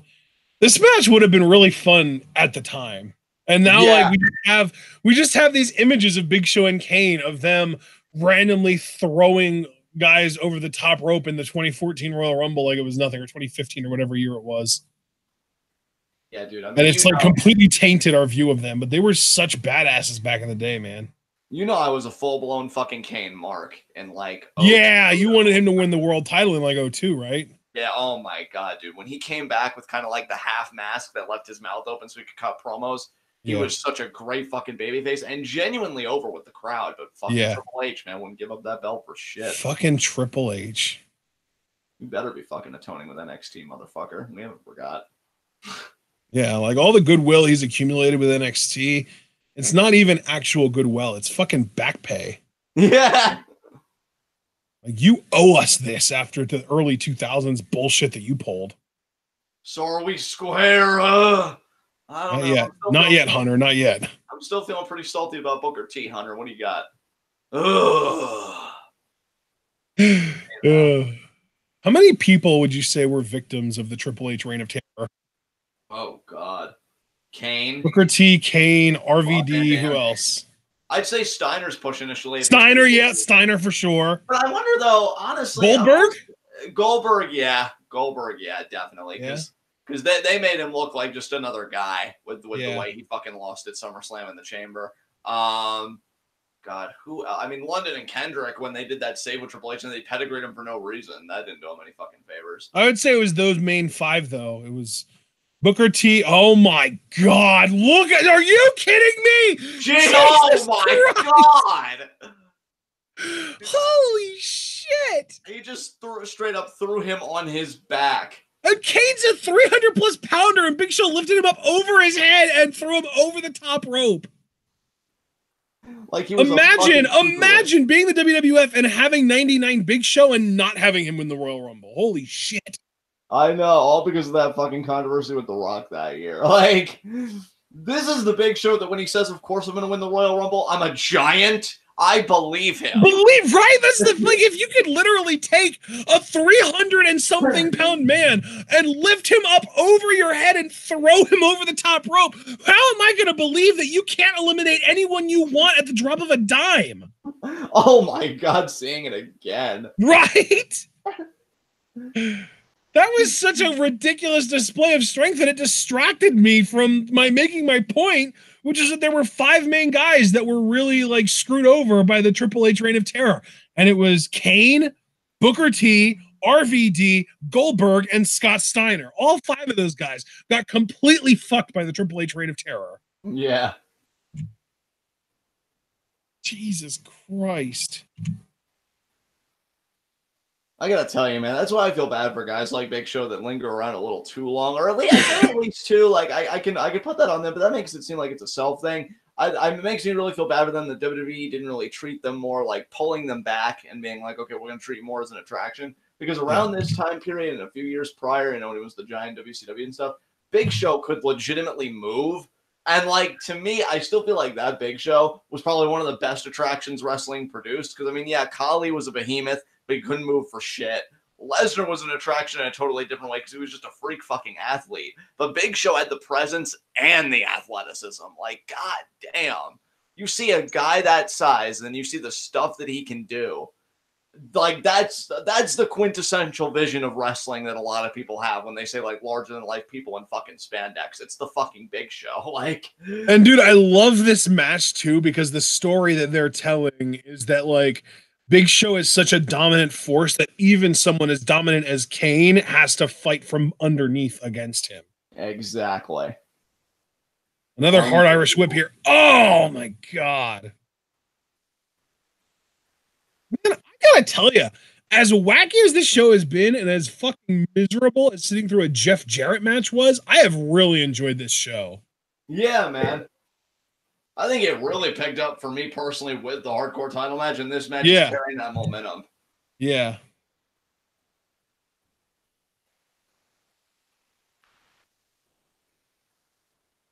Stomp there, another stomp. Big Show's just imposing his will on fucking Kane. Fucking Hardcore Holly to me is just a distraction at this point. Like, yeah, he's really not adding anything to the match as far as I'm concerned. Yeah, just let these 2 behemoths kill each other, Bob. He really was the Ziggler of his time in the sense that, like, if they couldn't find anything for him to do, they would just randomly shove him into something he had no business being in. He had a fucking program with Brock Lesnar, and probably one of, that was like the WWE title equivalent of Triple H Scott Steiner for the world title, because you put on the fucking Royal Rumble card, the beginning of the road to WrestleMania, and fucking 04. What's your WWE title match? Fucking Hardcore Holly versus Brock Lesnar. All because Brock Lesnar injured him and like broke his neck, and they wanted to turn that into a story. And they had Hardcore like kayfabe wanting to break Lesnar's neck. And how does he do it? A fucking full Nelson. Jesus Christ. And Kane sat up. Big Show here. You know, stomp his belly. Oh, he needed it. Okay, it was in the thigh. It was in the thigh, but still. Oh, man. Kane now. Slow to get up. Headbutt. You know, Cliff, I don't know. That's the thing. Like, I don't remember Hardcore Holly enough to know if he had any great matches, but he very well could have, and we just wouldn't remember it. Right. And another right there. God, yes. Big Show. Man, I don't remember ever liking Big Show, but now I feel bad for never liking him because he was fucking amazing back then. I'm telling you, dude, we missed him at his greatest. Yeah. Well, I was even watching wrestling around this time. I just was not like, I feel like I was barely conscious at the time. And now I started watching wrestling in '98. The first wrestling show that I ever watched, the first wrestling pay-per-view that I ever watched was the disaster that was Halloween Havoc '98. Oh, Big Show. I think he just kind of signaled at the beginning of the end is coming here.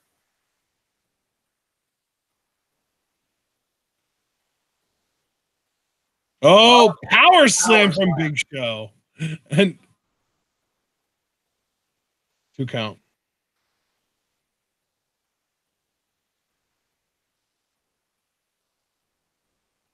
I'll tell you, Big Show just cannot be stopped right now. But no. He's going to do a Russian leg sweep? Really, Show? Damn. And he is asserting his dominance right Remember now. that one time on a random episode of Monday Night Raw when Big Show and Kane decided to go out and have like a legit technical wrestling match? Yeah. Oh, elbow drop. Oh my God. Big Show able to move is like a fucking unicorn. It's awesome. And Kane, right hand there. Yeah, this has been a really fun Haas fight. Get him, Kane! Choke slam his ass. Another uppercut. Oh, now he's going to try an Irish whip, but Big Show reverses. Kane into the ropes. DDT from Kane. There we go. DDT by Kane. Did you realize Big Show just took a front flip bump? Like, what the hell, man? Where's that coming from? I do not know. Oh, Kane's going to do the jumping clothesline now. Off the top rope. I feel like this match is like Vince McMahon's wet dream. Yeah. 2 7-footers slugging it out. And Kane. Like, there's an underdog in this match who's damn near 7 feet tall, 300 plus pounds. Okay. Gonna be choke slammer. Oh, there's Holly. Holly with the chop block on Kane. What a piece of shit. And that's gonna be a choke slam. Oh, and now Big Show with a choke slam. Oh my God. Is this gonna be a fast count? 1, 2, 3. Yep, that's it. That's the fast count. Oh my God. I knew Holly was gonna get involved, but I got so sucked into the Haas fight aspect that like I was kind of hoping he wouldn't, and then he did. I think that Holly's instructions for this match were just like, let the match go, and if it looks like Kane's about to win, stop him.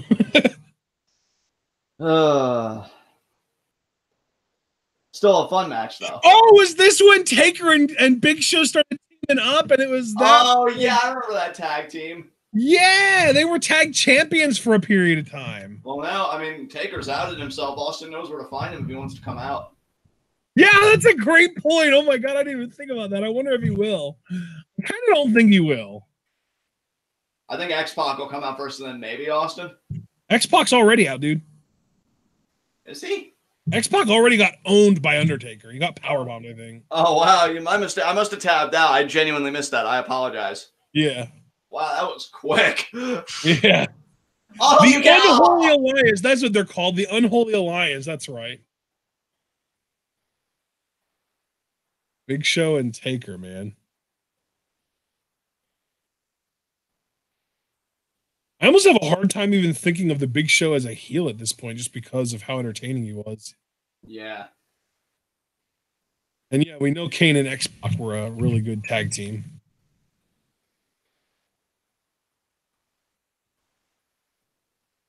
And now.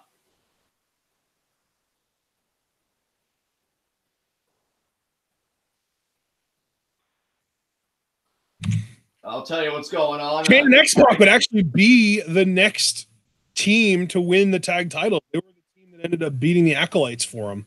That's right, and that was when Kane would talk and throw away that voice modulator thing. Suck it. Yeah. Bob Holly's just like, did you win? Did I do my job? Am I not going to get killed tonight? Oh, you doing that? Oh, there's Austin. There we go. He's going after Taker. Yes. Logical writing, people. Logical writing. It was waiting to whoop that ass. I was going to back the fuck up. Oh, he got him. He got him. He got him. He busted him open. Yes, there we go. Damn. If I'm going to have to go into this match with stitches in my damn head, then so are you, Taker. Austin evening the playing field. Way to go, Steven. And Undertaker's wound is fresher, which means that it's going to be more tender for the match. Ooh! All right. Shamrock. That was a genuinely convincing evil laugh. I'm impressed. 8.5 out of 10, man. I will take that grade. All right. Next matchup. Ken Shamrock versus Steve Blackman. Iron Circle match, John. Iron Circle. The lethal weapon versus the most dangerous man in the world's most dangerous man. Yeah. It's easy to forget how jacked literally everyone was in the Attitude Era. Yep. Like, Hardcore Holly's got a physique that would be a main eventer today. Both these guys, too, like Steve Blackman and Ken Shamrock, had ridiculous, like, main event level physiques and never even touched them. I mean, Shamrock briefly flirted with the main event, but Blackman never even touched it. Right. Shamrock. Oh, my God. Billy Gunn, too. Like, Billy Gunn was in ridiculous shape back then. And now, and we're seeing this replay here. Oh, man, Blackman whooping that ass. With the Chakus. Oh, man. Oh, my God. Let's get into this, guys. I want to see the Iron Circle. I don't know what this is going to be. You should go. Oh, is it this? It's this. It's the Iron Circle, the circle of vehicles with people around slamming their hands onto the hoods. So Iron Circle was pretty much the birth of, like, the parking lot brawl. Yeah, it looks like it. Here comes Steve Blackman. Man, you should drive up to Blackman's house and ask him to be your sensei. Teach me. I actually took karate classes when I was like single-digit age. Yeah. 6, 7, 8, somewhere around there. I got up to like, I want to say like an orange belt or maybe like a green belt, somewhere around there. Oh, it's not bad, man. I think I got up to an orange belt. I don't want to go past that just because I don't think I ever hit past that. That's Shamrock's music. But the school that I went to, the karate school that I went to, when you were really, really young, there were so many extra belt progressions before you even got to like a proper yellow belt. Like the first one, like you started as a white belt and then you earned like a yellow and white striped belt. But then like the next phase up was like a checkered belt that was like black and yellow checkers. And then I think after that, you had like a yellow and brown striped belt. And then you got to the yellow belt. Right. And then it was like yellow, orange, green, blue, purple, brown, black. Right. And then there was the red and white striped, which is master.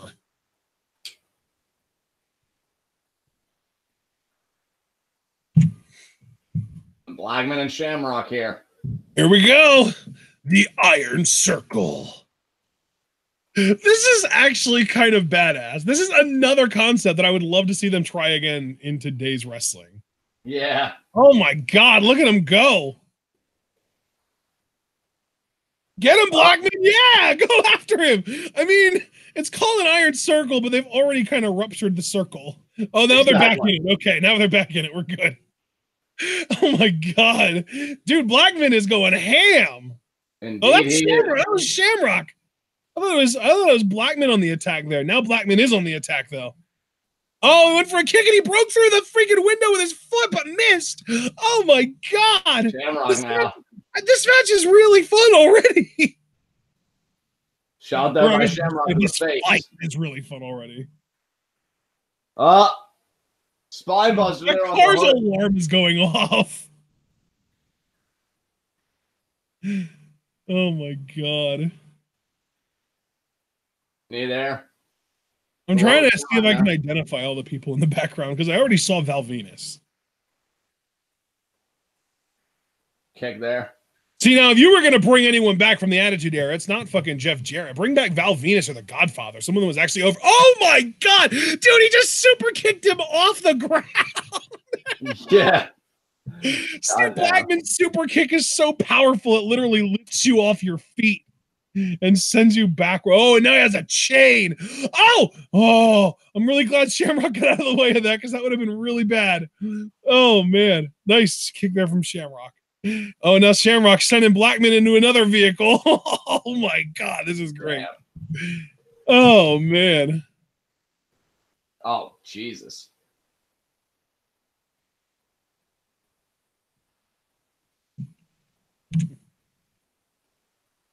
Oh, Ken Shamrock might be the most dangerous man on the planet, but he still taps to Suzuki-sama. Yeah. Screw slam onto the hood. Oh, my God. That was pretty great. Oh, my God. What are you doing, Steve?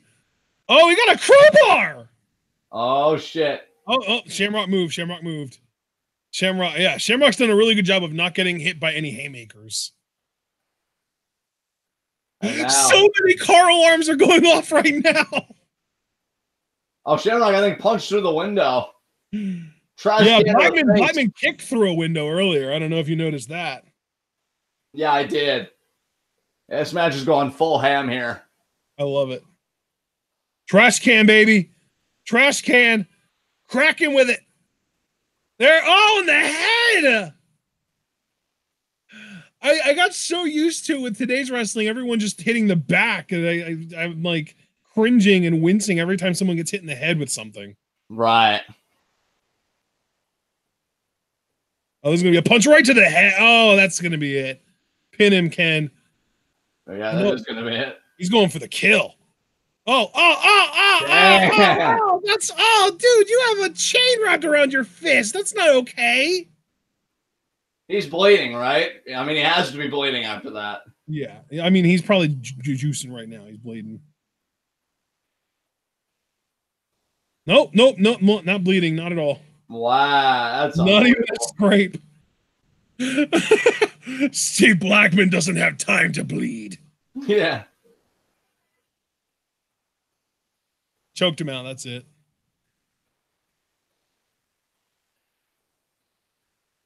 Oh, that's Viscera. Is that Viscera honking his horn there? Yeah. Is that Mideon with Viscera rocking a World's Gym shirt? Yeah. That's it. Bell just rang. That's it. Shamrock's the winner. Shamrock with the victory. That was fun. Yeah. This show's been fun for the most part. I'd say like 80% fun so far, maybe 70. Yeah, I mean, that's what we said, man. It was just going to be crazy, stupid fun that you just turn your brain off. Okay, Ken Shamrock wins, and now we're getting to see what the Undertaker has to say about his busted open forehead. Uh-oh. 3 matches left, including that one. This is next. Chyna teaming up with Mr. Ass.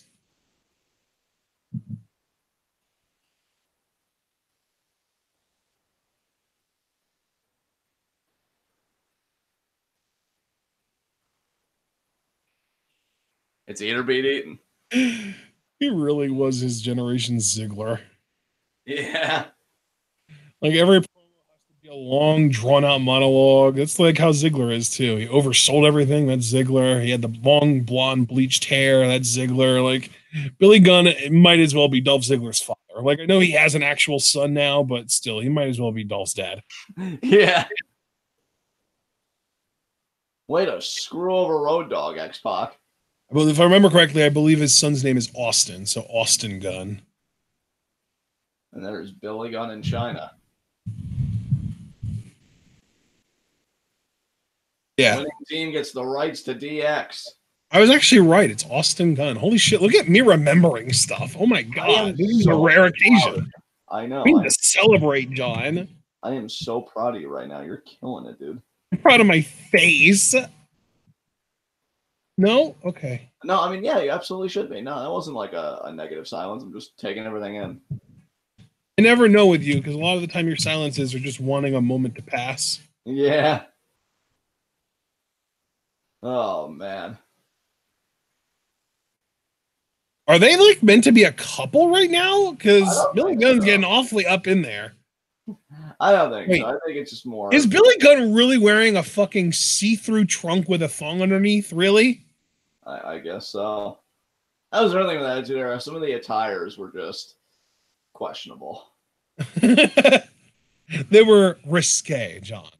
Indeed. Yeah, those are definitely sheer. And now here comes X-Pac and the Road Dogg, Jesse James.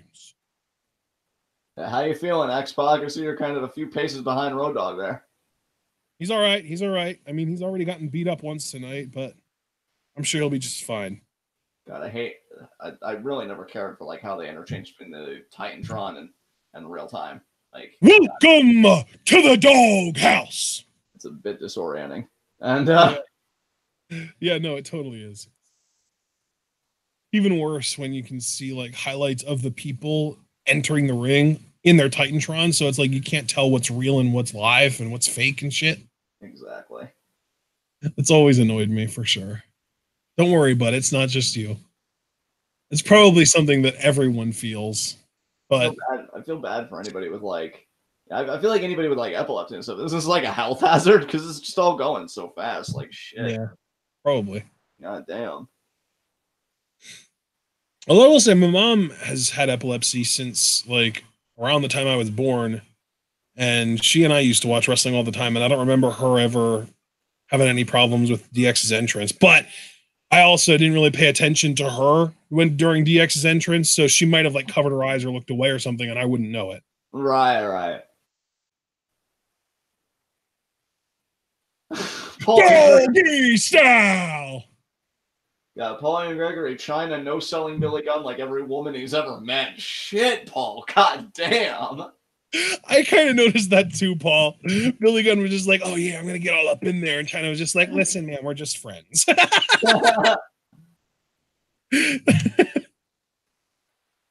I said, X! X-Pac looks ready to go. Yeah. Well, then we've got 2 words for you. Yeah.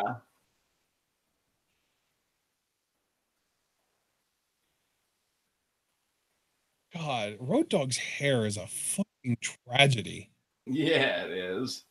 He's got such a limited quantity of hair, and he's got it in cornrows, and he's got a tattoo on the back of his head that the cornrows just can't manage to cover.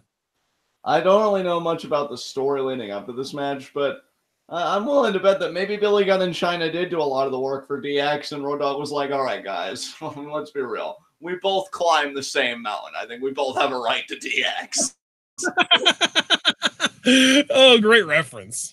Oh, yeah, I think Chyna's rocking the sheer pants with the thong underneath look, too. So I guess that she and Billy have matching attires. Chyna there with the side headlock to Road Dogg. Road Dogg sends her into the ropes. Shoulder block from oh God, I almost called her Nia from Chyna. Yeah, Nia wishes. And Chyna. And is X-Pac going to get tagged in already, or what are we going to do here?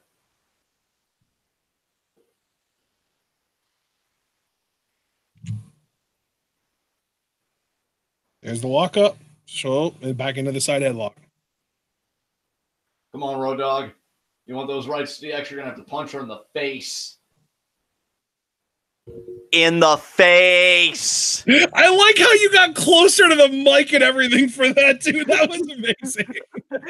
I noticed when I first said it, like, oh, the mic is actually above my head. Let me fix that. Kennedy!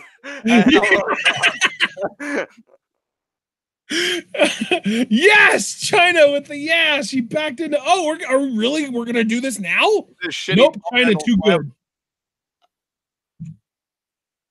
Oh my God. Sorry about that, guys. I hope my audio quality hasn't been bad for the show. I just noticed my mic positioning, and they could probably be a little bit better. So I'm gonna try and apparently Triple H, Chyna, and Mr. Ass were mad at Road Dogg and X-Pac having the merchandise rights to DX because they're losing money. Of course. So this isn't even like DX is breaking up. Fuck you guys. It's literally over the merchandise rights of DX. Hey, it's like Kevin Nash said, man. Only thing real in this bit, well, and really Captain Lou said it first. Only thing real in this business are the money and the miles. So if I'm not getting paid, somebody's getting smacked. Oh man, look at this. The New Age Outlaws facing off. What do you do here? We've won so many tag titles together. I don't know if I can commit to this.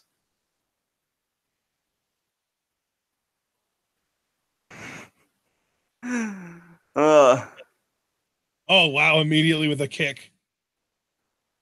God, there are two almost bare asses in this match, and I'm not attracted to either one of them. This is so disappointing. Yeah.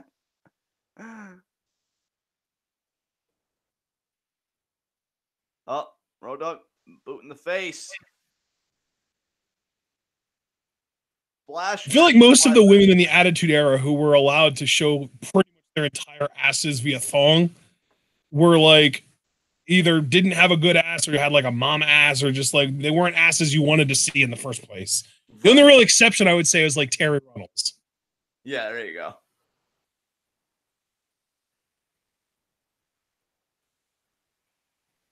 Now Road Dogg in the corner there. Tag there to Chyna.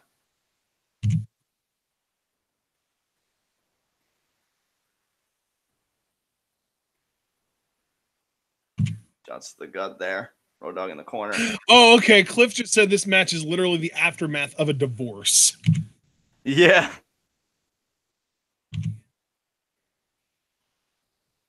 Oh my god. Who gets the kid? Who gets the merch rights, John? Who do you think's gonna win? God, that really should have been what the Shield triple threat was about. Winner gets all this stuff at the Shield, and then we could start the press. Roman would have won anyway and kept it all. Yeah. Yeah, Cliff, I hate you. I just want your money. Yeah. Give me half of all your stuff.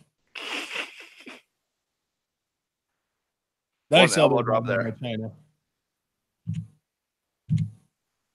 Oh, and another. Oh, wow. That was right under the jaw. Oh, but on the 2 count. X-Pac's all enthusiastic. Like, come on, Road Dogg. I need the tag. Let's do this. Face, meat, boot. In the face. I already said face, John. I just wanted to emphasize. Okay. Well, I can appreciate that. And X-Pac. Knee drop. X-Pac just looking like, man, you know, one day when I have my own podcast, I'm going to talk about matches just like this. God, I'm the shit. I'm so over. And I'll be like choking Road Dogg there. Have you ever listened to X-Pac 12360? No, I've been curious to, though. Something tells me it's not complete cancer, although I'm happy to be proven wrong to save my time. I know they've had some Lucha Underground people on there before, and I've been kind of curious to maybe listen to those, but I don't know if they've had any recently to talk about, like, oh, season 5, maybe? Jackhammer from Billy Gunn. That's a message sent to WCW. Billy Gunn just looking at X-Pac, like, whoa. Listen, I wasn't telling you to suck it. And now middle rope. I'm curious as to why he did a jackhammer and then tapped his dick twice. Like, he didn't even do the suck it symbol like he just did there. Oh! Oh my god, that sell. That was his version of a Flair flop. The Billy plop. Yeah, listen to you. Up. Road Dogg is a tag. Paul's just like, why couldn't it have been Faarooq in that thong? Oh, X-Pac now going to ham, going hard. Here we go. Spin kick. Damn, he drilled him with that. Face again. So much Chyna. Up and hung up on the rope. Oh, Billy Gunn, man. Damn. And now Road Dogg. Road Dogg, why are you even arguing? That only makes things worse for X-Pac. Would people really start thinking about their tag partners, please? I feel like the only team that doesn't. It was Billy Gunn that did that. Well, I'm just saying, like, X-Pac was hurt, and you don't know if, like, Gunn and Chyna would have double-teamed him with Road Dogg having Tim White's attention, because Road Dogg... No, I was referring to Cliff in chat. He was like, oh my god, that sell. And I thought Billy oversold. And it's just like, well, yeah, that was Billy that did that. He did oversell. Yeah.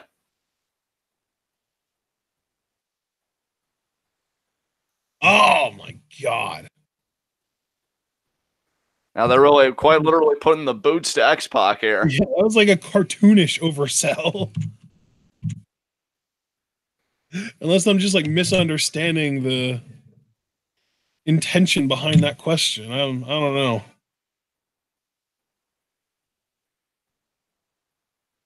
X-Pac here.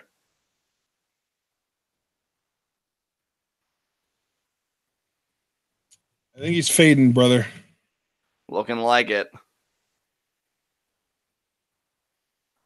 And Road Dogg trying to rally X-Pac back into this thing. Okay, Cliff, you've lost me now. I have no clue what you're talking about. Yeah, wait, what? Oh, Cliff. What was that? Oh. Okay. I'll tell you what it was. Not enough to win the match. Oh. Road Dogg is ready and raring to go now. He is fully recovered from his earlier moment of the match. And now, oh my God.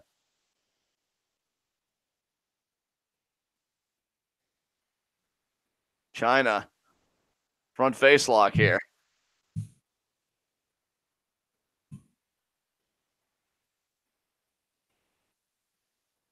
Road Dogg really needs the tag. Here he comes. There's the tag. Oh, but Billy Gunn. Yeah, the ref didn't see it. Oh, that's a great heel tactic, man. We don't get that enough these days. And Billy Gunn just looking on at Road Dogg. Man, it's so weird seeing the New Age Outlaws like split up like this. Yeah, on opposite sides of a tag team match.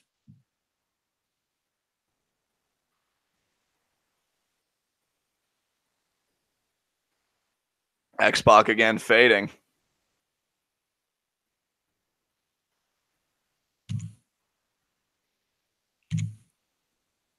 Trying to fight back, trying to get back to that vertical base. Oh, when he said I thought Billy oversold, he wasn't referring to Billy Gunn, which is who we were watching oversell. He was referring to Billy Kay. That makes sense. But, like, seriously, you're one last name away from no conflict at all. See, and I always thought Peyton Royce was like the seller of that team, especially with how she would sell Ember Moon's Eclipse. You know, I always make those Zoidberg sound effects when she does it. What is that sound effect again? And I didn't even know that was a Zoidberg thing. I thought that was the throwback to the Three Stooges. That too. So I guess Zoidberg really got it from that. But oh, look at X-Pac with the lariat on Chyna after she did the handspring stuff. Now X-Pac. I feel like Billy oversells kicks specifically. She'll get kicked and she'll get that like far away look in her face. Yeah. And like flare flop almost. Oh man, here we go. The hot tag to the Road Dogg. And back body drop. Oh, and now Chyna's in. Road Dogg's going to send her over the top rope, isn't he? No? Probably not. Oh, he's going to do the snap jabs and the shimmy. And the right hook. Oh, there it is. Oh, and here's another shimmy into the knee drop. Pop. I guess that shaky knee drop. She didn't tag in Tim White. Christ. Why are tag team referees so bad? Oh, could be the Bronco Buster here. Yep. First it was Kyoto, now it's Tim White. God damn. X-Pac telling Chyna to suck it. Oh, but Chyna.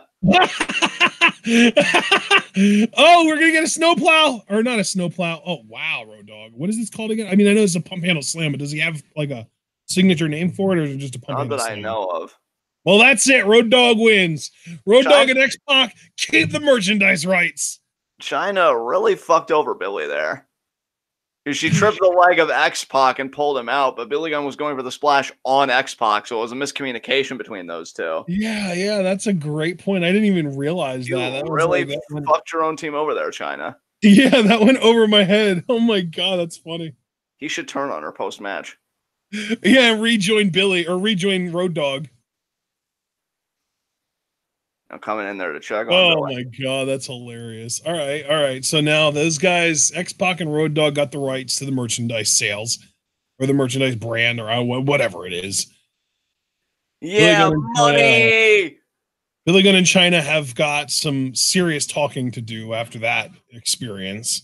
Yeah. Famous are right in the middle of the ring. Famouser? I hardly even knew her. You goofy bastard.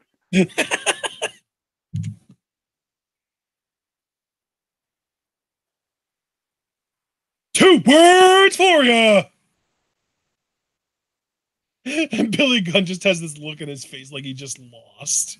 Which he did, literally. You ate the pin, Billy. I mean, this isn't really a thing that we worry about anymore, but in the 90s, Billy Gunn was probably just like, oh, I'm on the team with a girl and I ate the pin. Oh.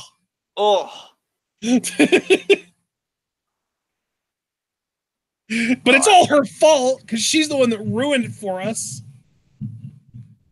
God, that's what you get for teaming with a girl. Ew. Yeah. Way to protect your brand, Billy. But guys, SummerSlam presented to you by Chef Boyardee. God, now that's a sponsor right there. I remember the old Kane Chef Boyardee commercial where he had the chef's hat on and shit. Yeah. It was great.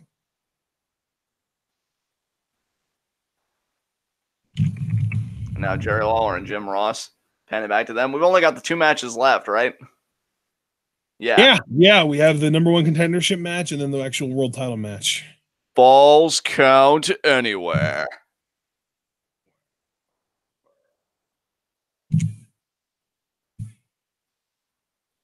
Rock versus Triple H. I like that we got 2 Falls Count Anywhere matches in the same night. That makes me pretty happy. Yeah. You know how big of a fan I am of Falls Count Anywhere. And you know, I think it really is because of the Attitude Era and like the early Ruthless Aggression era that made me love Falls Count Anywhere matches so much because of people like going out on the parking lot and shit like that. Well, there's Austin. And like we saw earlier, literally going outside into traffic. Yeah. Was it Edge and Cena that went out to the Long Island Sound or whatever it was? Yeah, but that wasn't even a Falls Count Anywhere match. That was just a segment, like a beatdown. Oh, wow. Fully loaded. It's Triple H. It's The Rock. A Falls Count Anywhere strap match winner goes on to be the #1 contender for the WWF Championship. Wouldn't that be hilarious, though, if The Rock won this match, and yet we already know that somehow or another Triple H ended up being the one to challenge for the title at SummerSlam? Yeah. Politicking! That's like the Roman Reigns Bobby Lashley match from this past year before SummerSlam, where Bobby Lashley won, and then literally the next night on Raw, they were just like, oh, we need a #1 contender, Roman! But then again, knowing that everybody always says that Triple H got to where he is by sleeping with the boss's daughter, more like politicking. And Triple H. Oh my God, 9.5 out of 10. That was amazing pun work. I have to give credit to the challenge that we watched season 32. That's where I picked up that reference, and I've been holding on to it because I knew I could work it back into wrestling somewhere. Well, whoever came up with that term has superb punsmanship. And The Rock there with the Intercontinental title. Yeah, I never even did see their ladder match for the Intercontinental Championship, Rock and Triple H, but I'm actually excited to see this because both guys could really work at this time. So them having a Falls Count Anywhere strap match, that just seems interesting.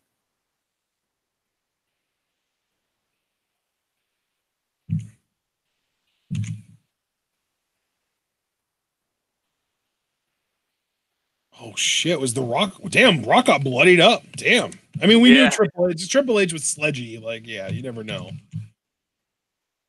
Well, it was cool too. If you were a Triple H fan at this time, you had to be so invested because he hadn't even won the WWF title yet. So, like, a guy like that who hasn't even had his first world title, you're always kind of waiting for, when's that moment going to come when everything clicks for the dude and he finally gets to the top.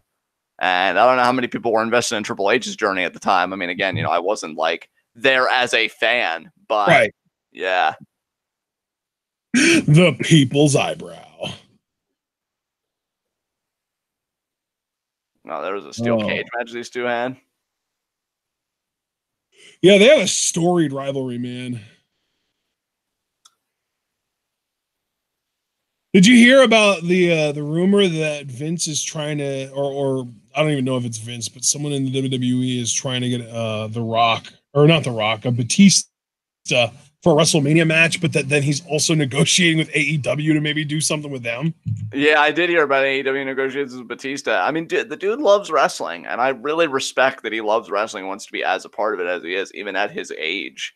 Like, you know, as long as they use him right. Because, I mean, I may love that Batista loves it, but everybody's got to slow down. If they used him as like a special appearance guy as a heel, I think you get a lot of mileage out of Batista even now. So I'm open to it. Oh, here's Triple H with probably one of his best theme songs ever for my money. Yeah, it's the My Time theme. I love this theme song, dude. Hell yes. Yeah, My Time kicked ass. And for me, and this may be where I get myself in a bit of controversy, I prefer the My Time instrumental to the lyrical version. Like, the My Time instrumental kicks fucking ass. I think they even called it like Higher Brain Pattern, and yeah, I fucking love that theme. I've worked out to that theme. It's just the kind of theme that gets me pumped to do shit. Like, I'm gonna own today. Yeah. Wrestling themes, when they're good, nothing better to work to than that fucking shit. It's like fucking crack. And we got Triple H here. I don't know. I personally really do like the version with lyrics, though. So I think that might be where we differ on this, or differ, I should say. Again, yeah, the lyrics aren't bad. It's not like I go out of my way to avoid them. It's just like when I found a pure instrumental version, because I actually experimented a lot with the instrumental. Apparently, like Triple H did quite a few of those that was just instrumental. I loved a lot of them. Like Jim Johnston, man. Yeah. Beast. I just always remember the lyrics talking about, like, not gonna listen to anybody tells me who or what to be. And I always got into that. I don't know. The lyric version just does it for me. Yeah. And then at the end of the song, I always prefer the version of themes with lyrics, because I like Batista, even like Batista's pre-lyric version of his theme song I thought was badass. Oh, dude, I fucking love that one too. And as far as like the My Time with lyrics, I always love the end. Like, hey, tell me something. Who's sleeping with who? Anybody know who's sleeping with it? Because that's when he was really like with Steph, and they were on their yeah. I dude. See, that's the thing, man. I don't want to turn on these fucking guys, because when they were good, they were in a league of their fucking own. And Triple H and Steph, they made a lot of magic together on TV in those days. I can't deny it. Like, he was good shit. And Rock was another one. Why is The Rock literally cutting a promo from backstage when he's about to go out and have a match? I guess because they just didn't hear from him all night and they just wanted his remarks or something. Triple H talking trash from the ring. It's like, come on, motherfucker, come on. That's pretty much what he said, I think.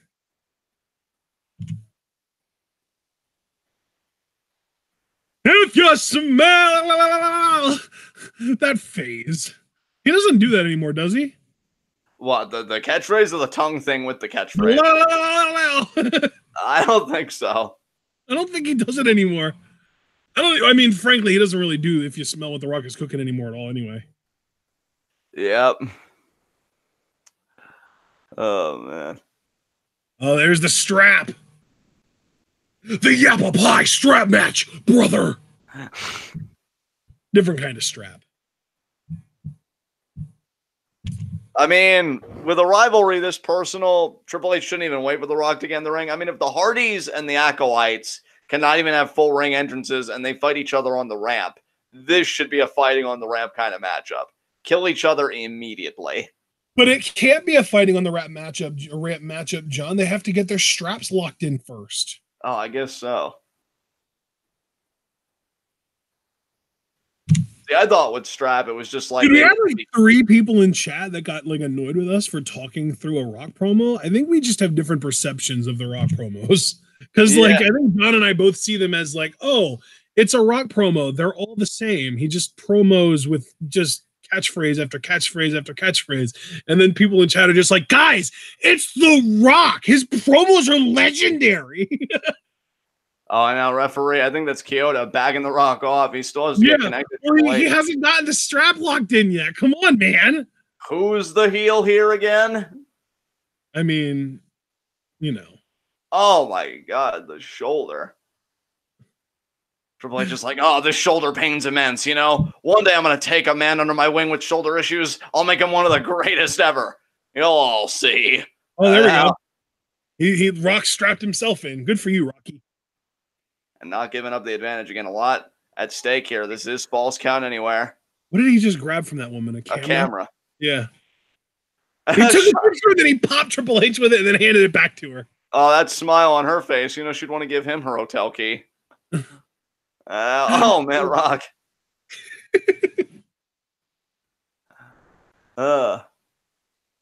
Give it to me, Rocky. Uh-huh, Rock's face in the barricade. Yeah, you won't be smelling shit if Triple H breaks your nose, bitch cake. Oh my God. Another right hand there. He's not the one that has to smell it. It's everyone else that has to smell what he's cooking, remember? Well, quit it with your sensory prejudice, all right? You have a nose like everybody else. You smell things for once. God damn it.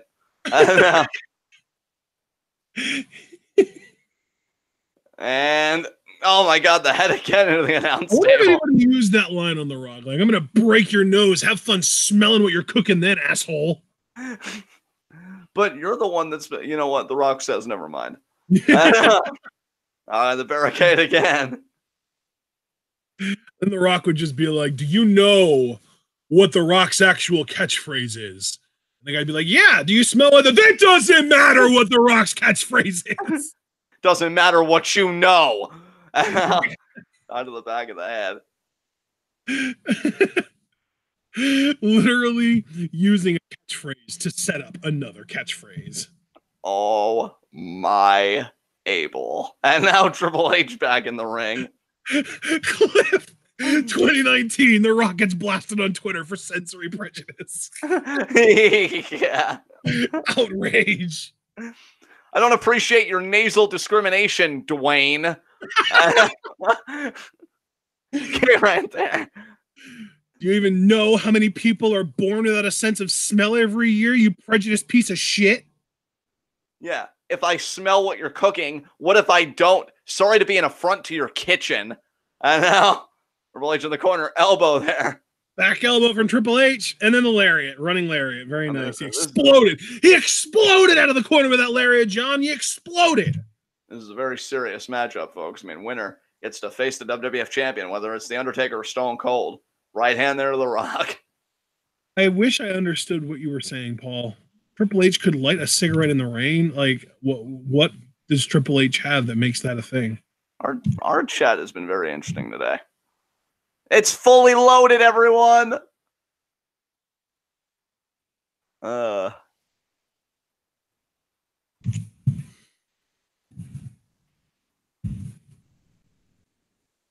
now Rock. Like outside Triple H, elbow there.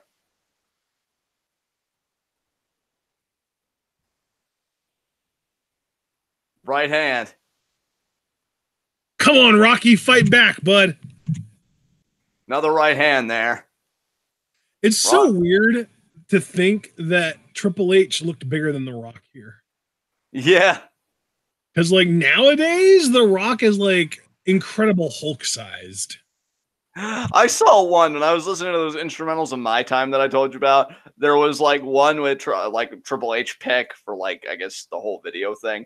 And he just looked so fucking jacked. And one comment below that was, how was Triple H even able to move his fucking head? Like, he just looked so stiff with all those muscles. If I just hold my face like this and never move, I think I can live like this. This is my life now. Can't smile. Can't smile. Oh, and I tore my quad. God. And then Kevin Nash comes up. Too sweet, me brother. And now right hand there by The Rock. Oh, Paul is saying he could light a cigarette in the rain because his nose would provide cover for it and it wouldn't get rained on. I gotcha. Ah. I didn't know if you were making a reference to like the amount of heat that he got or like what was going on there. I really wasn't sure what you were going for there, Paul, but I'm glad you explained it. I feel like there was just an all-around failure of communication here. Mostly on you, though, Paul. And now Triple H getting up. I mean, I wasn't going to say that, damn. Rock down there. Oh. That's just for wanting Scumbag to die, Paul. I remember your tweets. Yeah, Paul's gonna fire back like, that was a good joke. You guys are dumb for not getting it. Go make yourself a cheese and onion sandwich with The Rock in this matchup here. Yes, he is. As a matter of fact, I'm so glad you pointed that out. And I actually remember a Rock and Triple H promo they had where Rock was undisputed champion. And he was like, do you want to go? And Triple H was like, I would love to go. And then Rock was like, well, go and make The Rock a ham and cheese sandwich because this doesn't concern you. Right hands again to Triple H. And up and over. Oh, he couldn't even get over. He hit the fence. Oh, and now he got over. Okay. He took a while. Triple H eventually got over. It's a story of his life. Yeah, come on, Rock. You know Triple H can't move with all that fucking muscle swollenness going on there. Yeah. God, I mean, if Triple H is overly swole to the point that he can't move, imagine what Brian Cage must feel like on a regular basis. I mean, I don't know though, man. He's kind of like one of those freak athletes. I don't know what older age is going to have in store for him, but right now he's moving pretty well. And I get muscle cramps now, and I'm really not that strong at all. I can't even imagine what it would be like to be that muscled up and get a cramp. Like, it would be the end of the fucking world to me. Oh.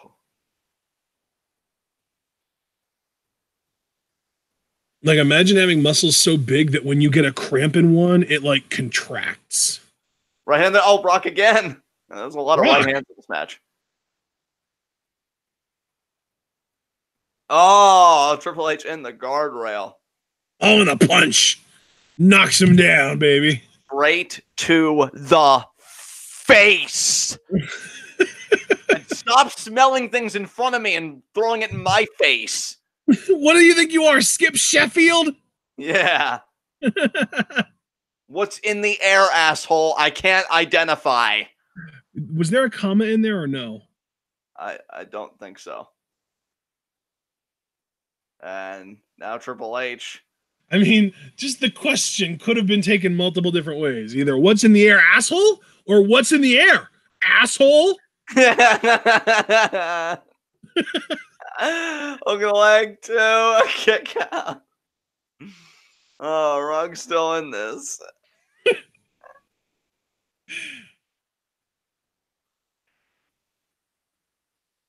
Triple H is just like, come on, Rugg. I just want to win. I love your exasperated Triple H voice. And another straight to the back. By the way, do you know what two words I always get confused and can't ever tell the difference between? What's that? Exasperated and exacerbated. Ah. They're so similar. Like, they're almost the same word. And they have almost the same meaning, too. Yeah. Like, who the hell decided that those two words needed to be different things? Some asshole. That's who. I bet his mother never even loved him. Let's just say exacerbated and be done with it. Yeah. English is stupid, man. English is the worst language. Right hand there. English is legitimately like the worst language on the planet, though, that I know of. Oh, could be a suplex here of the vertical variety. Now, granted, I don't know very many languages, and I don't know very much of any other languages, but English, I know enough about other languages to know that English is a bad language. Yeah, way to come in last, you. Cliff, this asshole is stealing my air with his smelling. Oh my God. Oh, what a time. God has trained you well, my son. What a time to be alive. Oh my God, Cliff, really? I'm not even gonna read that.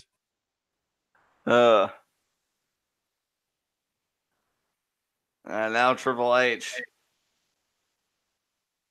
Back in control here.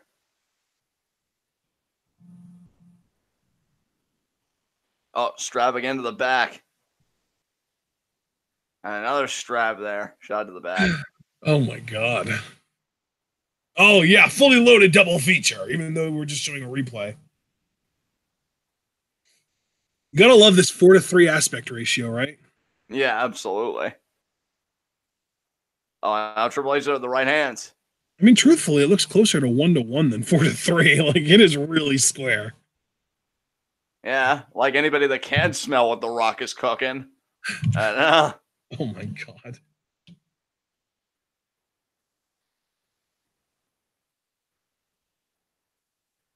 Triple H back up.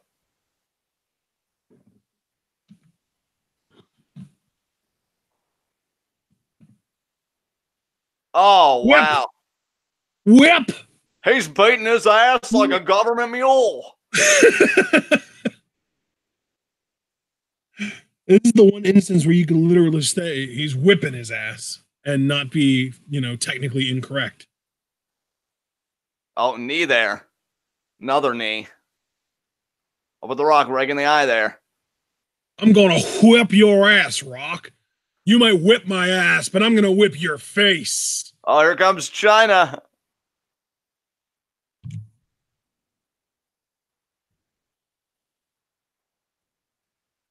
Stomps there to The Rock. I don't know what you're doing, Cliff.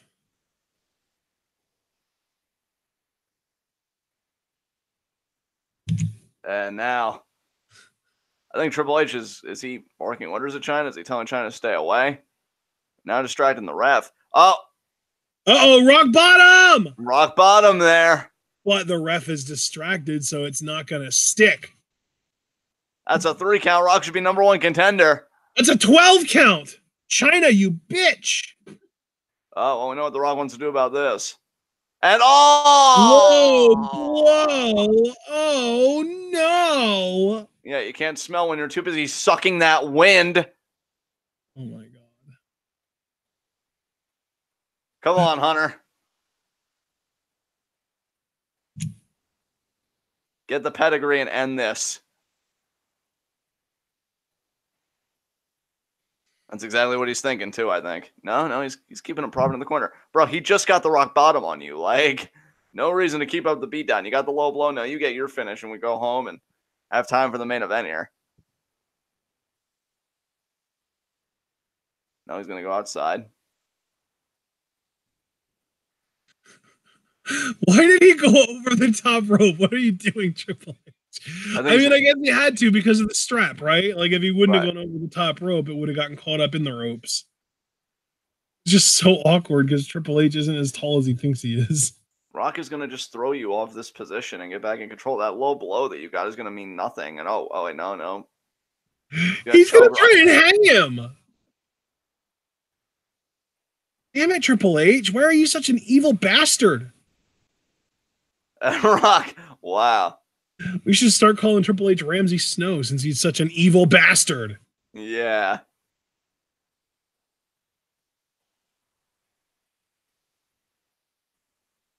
And Rock's face. Just losing that air.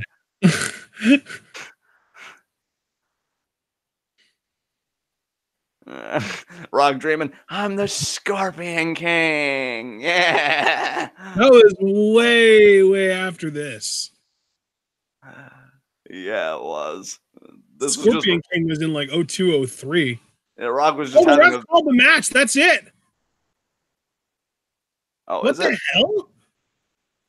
Oh, it looked like the match was. Oh, it looked like the ref called the match, and there's what you said was going to happen. But I thought the ref called the match. What the hell? Yeah, no, it's still on.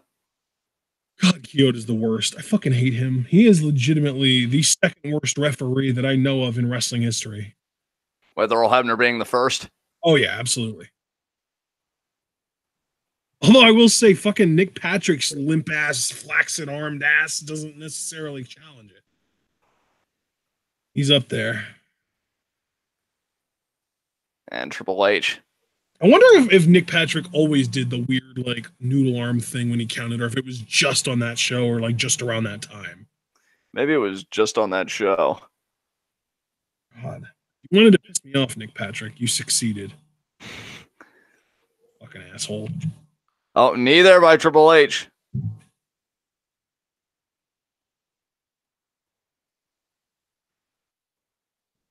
Versus the Irish Whip. Oh, pulls Triple H, and there's the lariat there. That was like the ultimate ripcord lariat. God damn. Spinebuster, no. Oh, wow, nice. Sends him into the top turnbuckle. The ripcord gets him up into the Samoan drop. Nicely done there. 2. Oh, that was close. Triple H kicking out there. 3 count. I think I've ever seen a Samoan drop get anyone. Absolutely. With Nia Jax. I think she's won matches with it before. Yeah. Uh-oh. Uh-oh. Rock down. Triple H took the strap off. He's no longer contained or constrained. No, that should be a DQ. Really? I mean, I know it's kind of weird to even call for disqualification in a match where there's pretty much none, especially with the false count anywhere step added onto that. But like, I don't know. How is this even like? I do find it kind of strange that this match is supposed to be Falls Count Anywhere, and it feels like such a contemporary Falls Count Anywhere match because they've barely even gone out of the ring. And when they have gone out of the ring, they haven't tried any pinfalls out of the ring. It makes no sense. Yeah, hardcore. Bossman versus Al Snow for the hardcore title. Definitely was more of a Falls Count Anywhere match in that spirit than this has been. Absolutely, and I love that shit. Oh, right in the midsection. Oh, man. See, Triple H's mistake was literally arming The Rock with a leather strap. Oh, he hit him in the face with it. Oh. Now Rock picking Triple H up. Rocky, you evil son of a bitch. He's bringing Helmsley back to the ring, John. And now The Rock. Gonna charge Triple H. Oh, Triple H to the gut. Boot to the midsection for Hunter. I'll Rock again. Back to the gut. DDT. DDT. Oh, that was close, but only 2. Oh, man. Oh, and now here's Billy Gunn. Oh, he cracked The Rock over the head with something. I don't know what that was. It was like kind of baseball bat. Baseball bat, maybe? It looks like a little tiny baseball bat. Like a baton or something. And Rock still kicked out. Yeah, Rock wasn't going to job to a foreign object. Get the fuck out of here. Pick him up and pedigree him, you dumb bitch. I've been telling you that for at least 5 minutes. At least 5 minutes. I think my favorite message in chat as it pertains to this particular match was from Paul. And he said Triple H's opponent could get run over by a truck and shot in the fucking head with an elephant gun, and he'd still have to hit the pedigree before the pin. Yeah. That's how you know the match wasn't over. Oh, there's the low blow. Perfectly legal, might I add. Another rock bottom, maybe? No. No, it scoops him. He wants the people's elbow. Okay. He's got to get all that slack back from the rope or from the Well, at least the fucking Rock is making sense with how to utilize a fucking low blow if you're going to use it. None of this bullshit of let me low blow you and then let me choke you in the corner. There it is. That's going to do it. Nailed it. Pin 1, 2. Oh, wow. Billy Gunn pulled the Rock. Billy Gunn pulled the Rock off by the strap. But there's the Rock bottom. Now here comes the pedigree. Yep. Unless Rock counters. Nope. Nope, that's it. Hooray!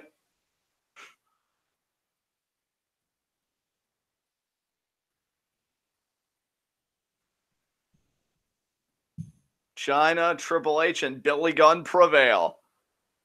Great job, Hunter, but we lost the merchandise rights. What? Well, there he's celebrating. Triple H is the #1 contender for the WWF title. Will he meet Stone Cold, or will it be The Undertaker? Oh, man. Triple H holding the finger up. #1 contender. Thanks to all that help. But hey, here's the thing. We already know that that SummerSlam match, that ends up being a triple threat involving Mankind, too. And there are no disqualifications in a triple threat either, so Triple H is going to thrive in that, too.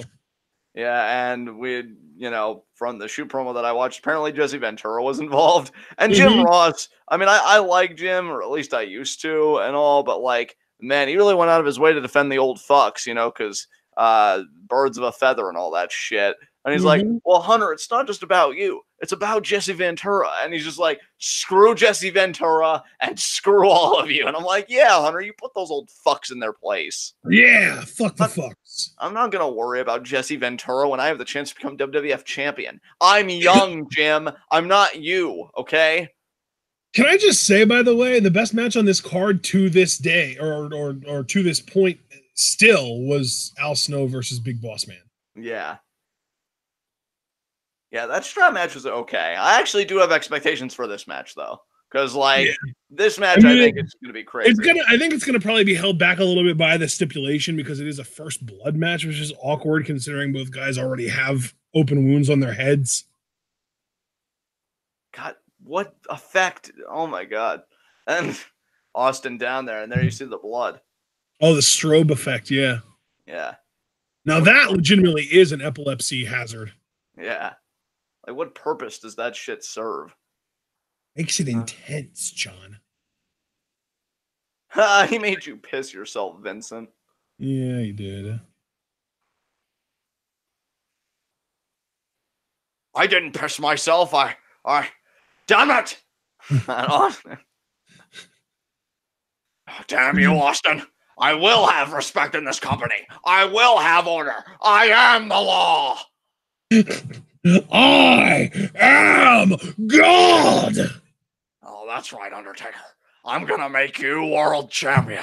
I have a ritual where I can win the title guaranteed. You name it, anything. I need your virgin daughter on the cross. Well, I was gonna have her first, but you know what? We really need to take care of this Austin guy, so you got it. Yeah, he wanted an incest angle with Stephanie. Ew.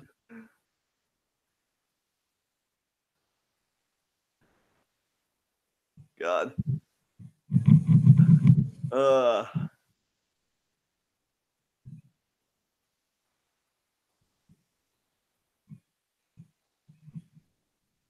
Stone Cold, Jesus Christ. This will be the end of an era. I think this is really like saying things are going to be the end of an era without actually following through on them. Yeah. These two just brawling everywhere in this video package. I mean, after all, with this match, Stone Cold definitely held the world title after this, so he must have had a shot at it at some point. And I'm pretty sure the Vince McMahon character didn't just stop being on TV after this completely. Oh, look, there's Paul there. And then the other end of an era match that WWE booked, literally all three guys wrestled a match or more afterwards. So... and Stunner there. Oh, Taker going off the top rope. Damn. WWE and not committing to their own stipulations. Name a more iconic duo. Right, though.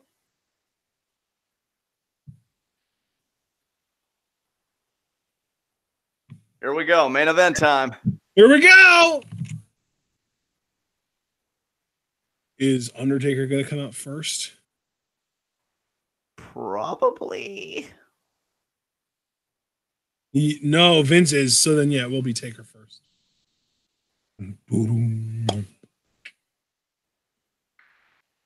Is this a Jim Johnston song? The Vince McMahon theme? I'm not sure.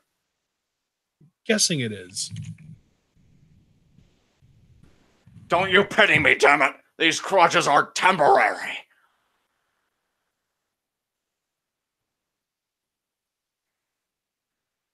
Yeah, it is Jim Johnston.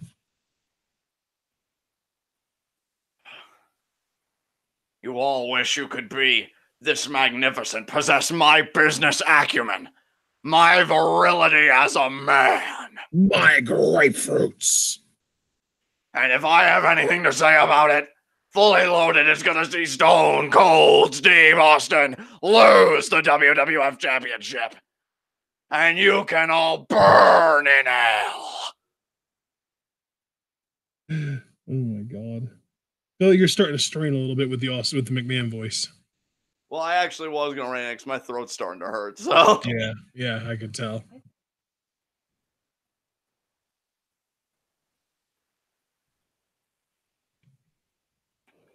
I just Googled Vince McMahon theme song, and Pro Wrestling Wikia has a page on it with the lyrics, and it's hilarious because it's literally just, you got no chance in hell. You got no chance in hell. It just says, like, just reading the lyrics rather than like this singing, like, you got no chance. Like, it's so different. The difference is like the tone between reading and the actual singing of the song.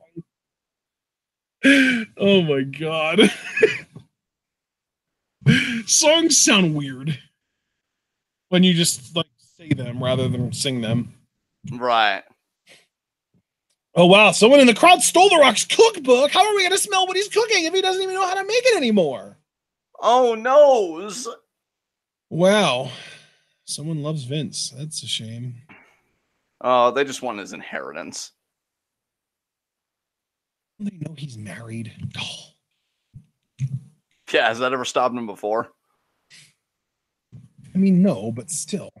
That's pretty much like saying, well, you're right, but even though that's the case, like, no, it's pretty much over. Yeah, so, Cliff. Go ahead. No, I was going to say, because Cliff said Vince is over, and I said, yeah, Cliff, because you could see, like, quite a few pro-Vince signs in the crowd. Which is dumb, because he's the asshole authority figure. Maybe these people respect authority. What dumb people? Vince explaining the rules, I think. That fucking hair, I swear. Oh, here comes the Undertaker.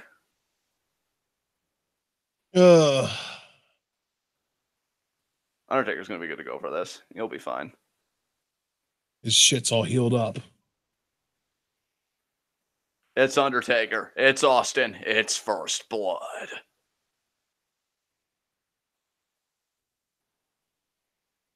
Oh my God. This entrance for the Undertaker is taking even longer than a normal Undertaker entrance, which already takes forever. Yeah, they gave him the Goldberg treatment here. God, it's so unnecessary. And there's the bell, or the gong. Here we go. Get a move on, Taker.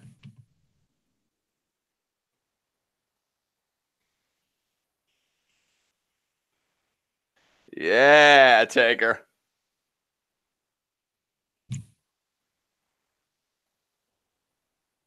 An Undertaker. I don't know what reign this would be if Taker would win. Isn't he like a 6-time WWE champion? Maybe it was only 4 times. Isn't he actually holding the title? Like, isn't he the champion at this point, or is no? Is he the no? champion? It's no. I think Austin's the champion. Yeah, you're right. Yeah, Austin's the champion. And every title prior to this that was up for grabs changed hands. So that's true. Foreboding for Steve Austin. I mean, the one time I can remember that happening in my era of watching wrestling was Survivor Series 2002. Let's see if it happens here.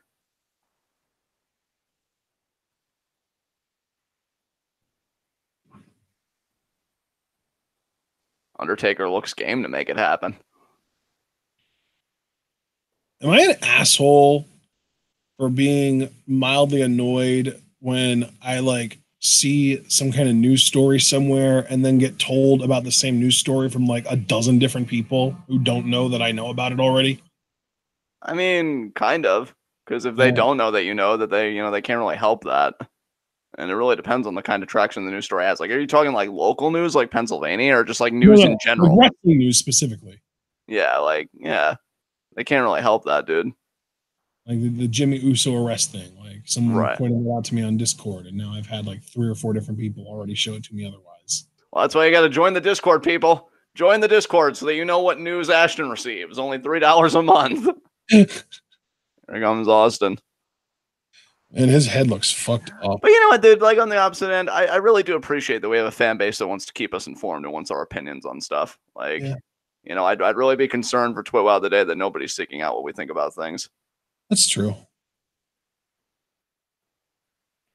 And speaking of, I want to thank you guys that have stayed with us from the beginning for this. And again, thank Chiefin personally, because this was his Patreon request. If you've enjoyed our live reactions, please leave a like. We've got 6 people watching and 7 likes. I don't know how many of you haven't contributed, but if you're there, you know, we greatly appreciate it. Are you still there? Is anyone left? I mean, I'm used to it. All that matters is that Chiefin is here. Oh, here we go. Yeah, Chiefin was the one that paid. Oh, now we're getting our ramp fight that you wanted in the last match that we didn't get. Yeah, see, this makes sense right here. Yeah, buzzed his bitch ass open. He's going for the title. He's going to try and use the title on. Oh, but he missed. Oh, but Taker with the pure strikes. Oh, right to the head there. Look at these pure strikes, John. Absolutely. Oh, man. Oh, wow. He knocked Steve into the barricade. Oh, that was right to the wound. Oh, man. Steve's covering up.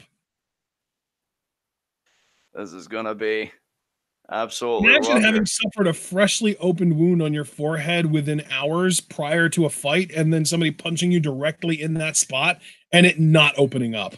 Right. Like, talk about exposing the business. Jesus Christ. Yeah.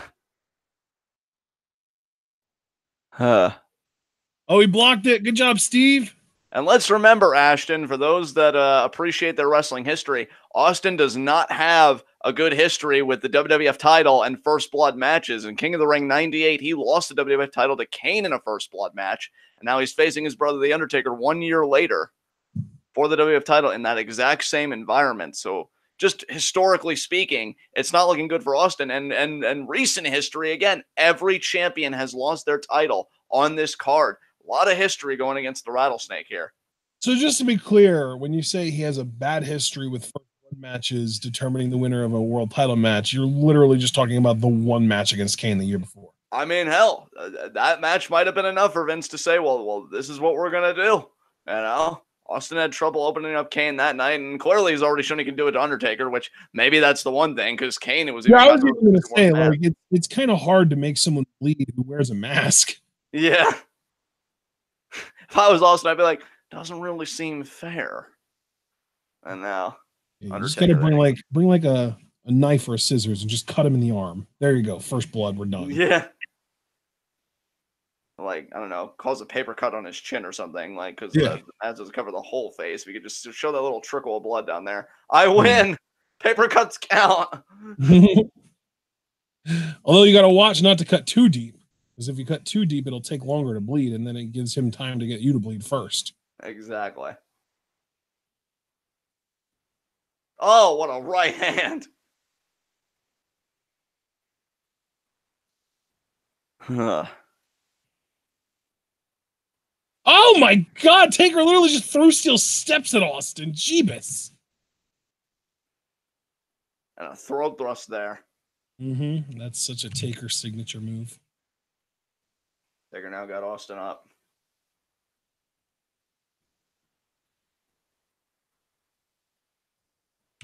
Oh my God, right hand after right hand.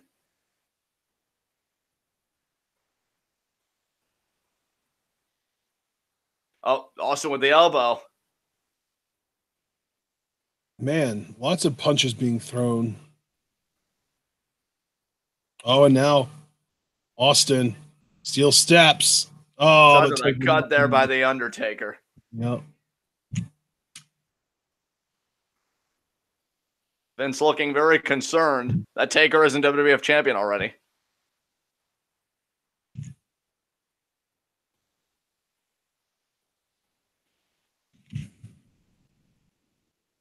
Up. Finish him, damn it. Austin up close and personal there with Vince.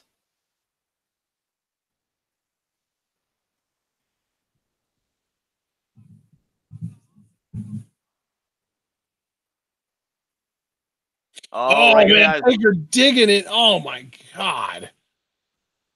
I mean, it's a way to try and bust him open, but it obviously didn't work. Somebody just needs a chair shot or a belt shot. See, Austin was smart about this. He went for that fucking belt shot early. Yeah, he went for that right away. Oh, Taker, I understand wanting to change it up, but why would you go for an uppercut on a guy who has an already ready to be opened wound on their forehead? Yeah, why are you trying to lacerate his throat, Mark? Literally, Mark. Yeah, Calloway. And now choking with the boot here. This is like apoplectic that Undertaker is, or not apoplectic. He's like almost turned on by Undertaker's jamming his foot into Austin's throat.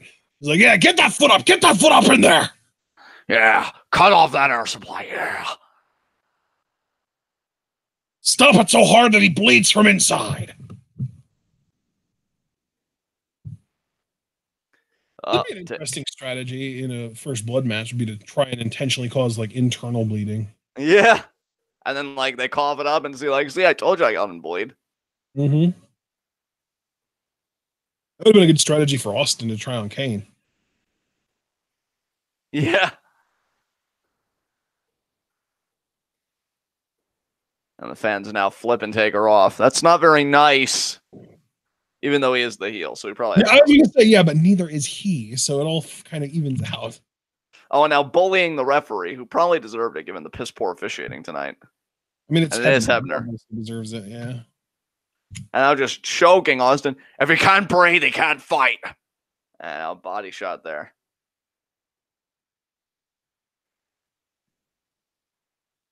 And Irish whip into the corner there. Oh, Taker missing the boot. Oh, and Austin now just stomping away here. Why are you targeting the knee, Stone Cold? Well, if you take out the legs of him, maybe he can't really plant to strike. And then, just gives you... take his plant leg out, which would be Taker's right hand. Man, I'm just trying to help. I don't know what to tell you. And raking there. Hey. I'm just still stomping away. Now he's going to isolate the leg. Yep.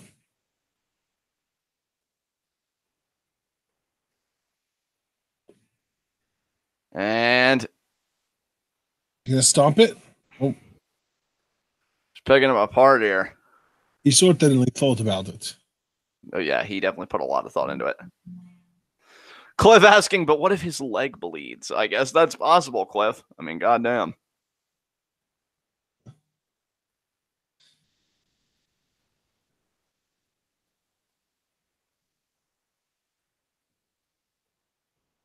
I don't know, though. Like, I feel like if Taker's leg would bleed, you wouldn't be able to see it because he's wearing black pants.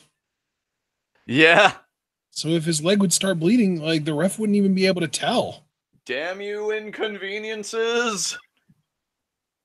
I'm trying to retain a championship here. Why is life so hard? Steve, have you ever thought about giving up drinking? I want practical solutions, okay? Realistic solutions. Yeah. Oh, well, Taker smart. Well, he was. Never mind. I was going to say Taker was smart, but then all it took was for Steve to just kind of shove his foot. You need to use your leg power to drive his head into the ring post. God, I wish people would listen to me more. I could manage so many world champions.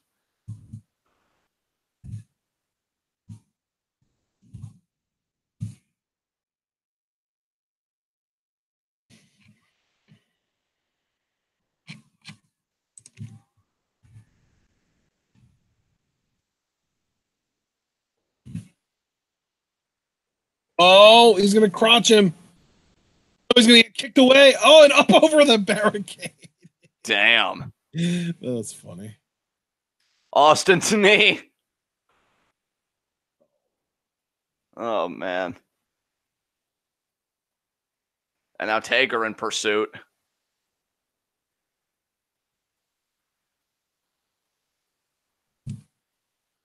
This match has been something. It's so far. Oh, $2 super chat from TPA Cliff So if it's a first blood match, just wear a mask. Yeah, pretty much. The Chief, and here's a question. It's got to be a mask like Kane, where it's like hard on the outside, soft on the inside, because otherwise you run the risk of screwing something up. Hard on the outside, soft on the inside, just like Kane himself. The Chief, and here's a question. Why doesn't Austin use the Brute's tactics and Bloodbath Taker? I mean, I feel like that's something TNA would do, Chiefin. It's like, oh, they just threw a bucket of blood on him and the referee's calling it. But that's not human blood. That's, I don't know, pig blood or goat blood or some shit. And Austin now with a very good. Yeah.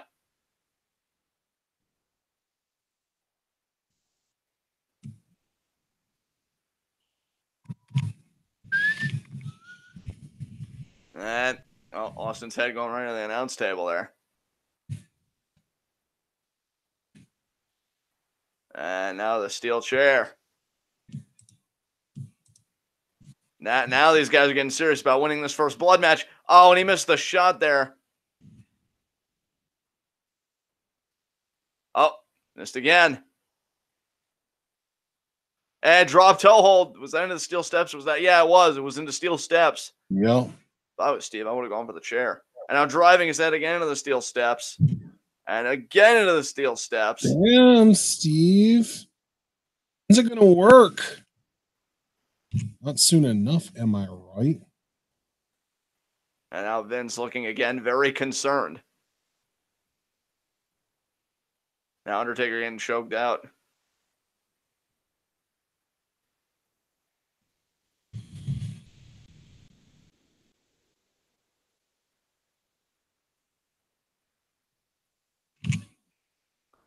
And now Austin. Oh, he hit him with a fan. With a fan, great. Oh, and now the right hand's there by Austin. Austin building serious momentum here. You can tell that the tide has turned. Yeah, the secret to winning a first blood match is to wear as much dark red as possible and as much protection as possible. Yeah. Oh, Christ. Fucking Hebner. Jesus. Now Taker kicking him again. Yeah, that's what you deserve. Stunner. No. Oh, and now Hebner tripping him up. Taker trapped. Christ, Hebner, you're worthless.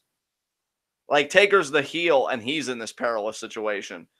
Once again, booking making no sense. And Austin's going to grab that chair. Oh, my God. And Vince knows what's about to happen. This is just how it's done in the WWF, John. Oh, man.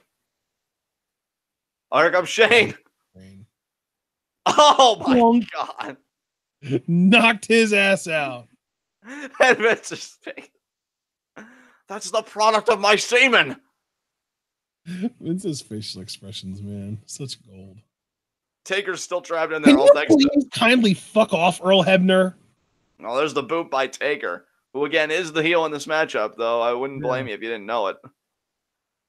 Oh, there's the low blow. Now you know it.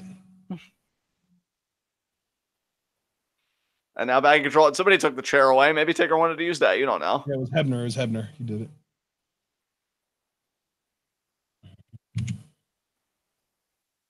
Oh, now Ozzy kicked to the midsection there. Why, when you have him down, are you not like curb stomping him? There you go. Drive his hand into the canvas. I mean, that's not going to do shit, but. Oh, Taker's undoing the turnbuckle pad here. That fucking chair shot. Jesus Christ. Yeah, that was pretty rough. Poor Shane, man. He's been through so much. Nope. Oh, no, Austin, no. He low blowed him. Oh, no, stalking him. Stunner. Oh, and here comes Vince on one leg with a crutch in hand. Oh, he tried to hit Austin in the ankle. Oh, yeah, he's getting chased down. Vince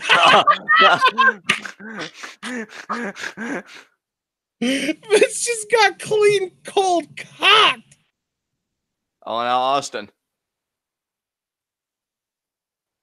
Austin's got a chair. Oh, so does the Taker. Where did that chair even come from? Chair to the back, but again, this is first blood.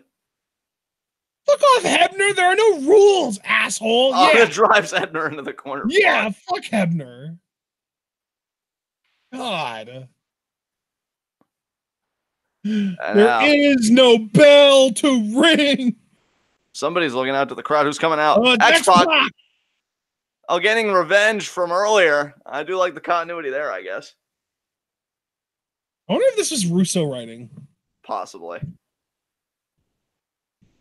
A lot of it has been really good and made a lot of sense, but there's also been a lot of like weird instances of heels being in disadvantageous situations. Yeah. Austin's got the camera now. He's gonna clock him. Plow! He does. That's gonna do it.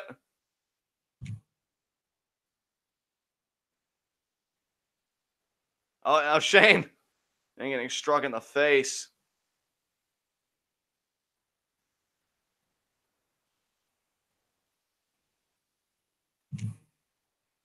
Oh, Austin. Taker's busted. No, he's not busted open. Right hand. Right hand. No, yeah, Undertaker is bleeding. Look at Vince's face. Oh, my God. Oh, Taker wants to do a tombstone. Oh, but there's Hebner. There's Hebner. He's calling for the bell because Taker's bleeding. Right in there. Knocked him the hell out. And now we're going to get another stunner. There it is. Another stunner there to the Undertaker. Oh, here comes Vince to try and do more stuff. Oh my God, Vince. Stunner. Stunner. Oh my God, that was hilarious. He used a camera. Oh, Triple H. There's Triple H. Here we go. Number one contender. Makes me wonder though if The Rock's gonna come back out. Or maybe Mankind, since he gets added to the match. Yeah. Oh, it is The Rock. Okay. Rocky. There we go. Lunge there. Oh, Taker back up. I mean, this match is over. Oh, and Taker hit Austin in the head with a chair. Oh, Austin's bleeding, and there he just hid the blade under the ring. Taker rocking the crimson mask, full blown. He just hit the bell with a chair. What are you doing, Undertaker? Oh, and there's Austin. What crimson mask Austin with the crutch to the back of the Taker.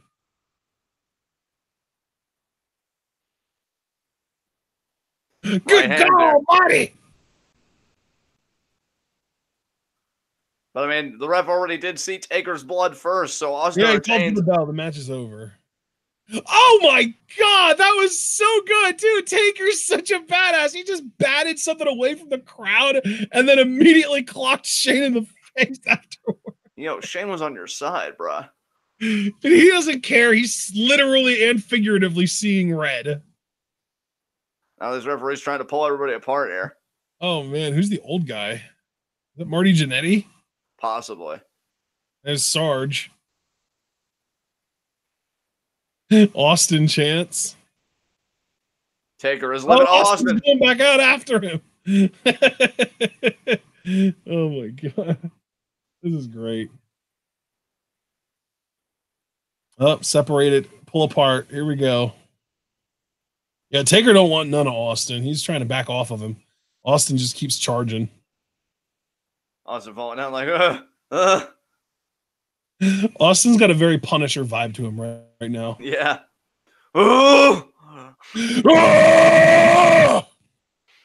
And Vince crying because he knows he's no longer appear on WWF television. You lost a television job with your own company. How does that feel? Austin coming back to stun him again.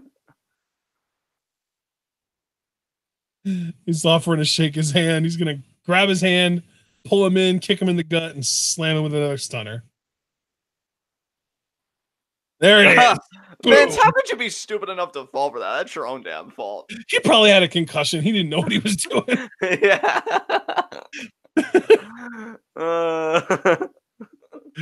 Oh, man. Did you ever notice how much darker Steve Austin's blood was than everyone else's blood? Yeah. Weird, man. It's weird. I guess that was one way to lower his blood alcohol content. I don't know. Just letting the blood out. Yeah. If I lose enough liters, I'll be able to drive home tonight. I don't think that's how any of this works. Yeah, no. Steve, listen to me. Your blood alcohol content has nothing to do with how much blood is in you. It's how much alcohol's in the blood. It's saturation. What are you doing? I'm going to blade down this one-way street, please, Petey. No. Oh, there's the signature. Yeah, and yep. Oh, that's it. That's it. My video started over at the beginning. Oh no, it hasn't. Okay. It's just doing the full recap of the show and stuff. And Jesse the Body Ventura. Yeah, so that was the show. Overall, if I'm honest, I'll give that a 7 out of 10. I think it had some good. I give it a 7.5. It was more fun than anything. It was, it kind of started to slow down around like the DX tag team match, but everything, it was still pretty solid. I'll give it a 7.5, somewhere in that range. Yeah, I'm gonna stick to a 7 only because it had a lot of crazy stupid fun in there.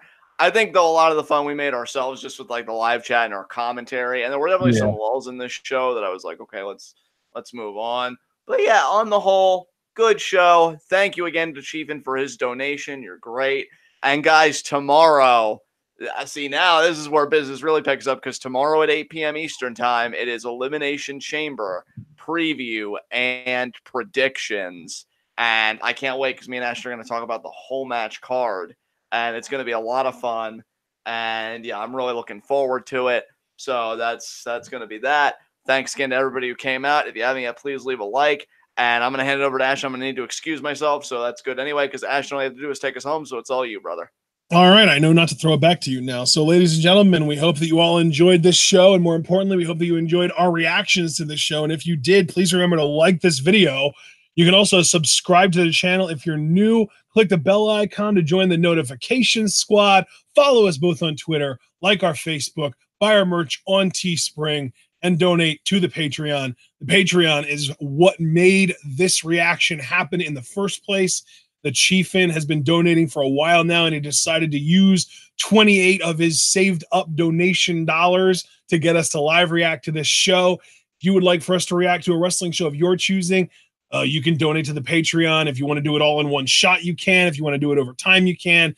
You as of right now, if you're not a donor, if you're not a patron, you get 3 questions every Q&A. But if you just donate $1, just $1, you get up to 5 questions every month for Q&A. And it earns you a vote to determine what we are going to be live reacting to every month, Patreon-based live reactions. This month it ended up being SmackDown. Last month we did some Impact and some NXT Full Sail. Those are all up for grabs, as well as stuff like 205 Live and NXT UK and Ring of Honor. So if you want us to live react to any of that stuff, even as low as $1 gets you a vote. It gets you the ability to control the content on our channel. You get a percentage of what determines what we react to every month. And if you get up to $3 a month, you also get access to the official TWitWoW patron Discord, which is also a very, very enjoyable experience.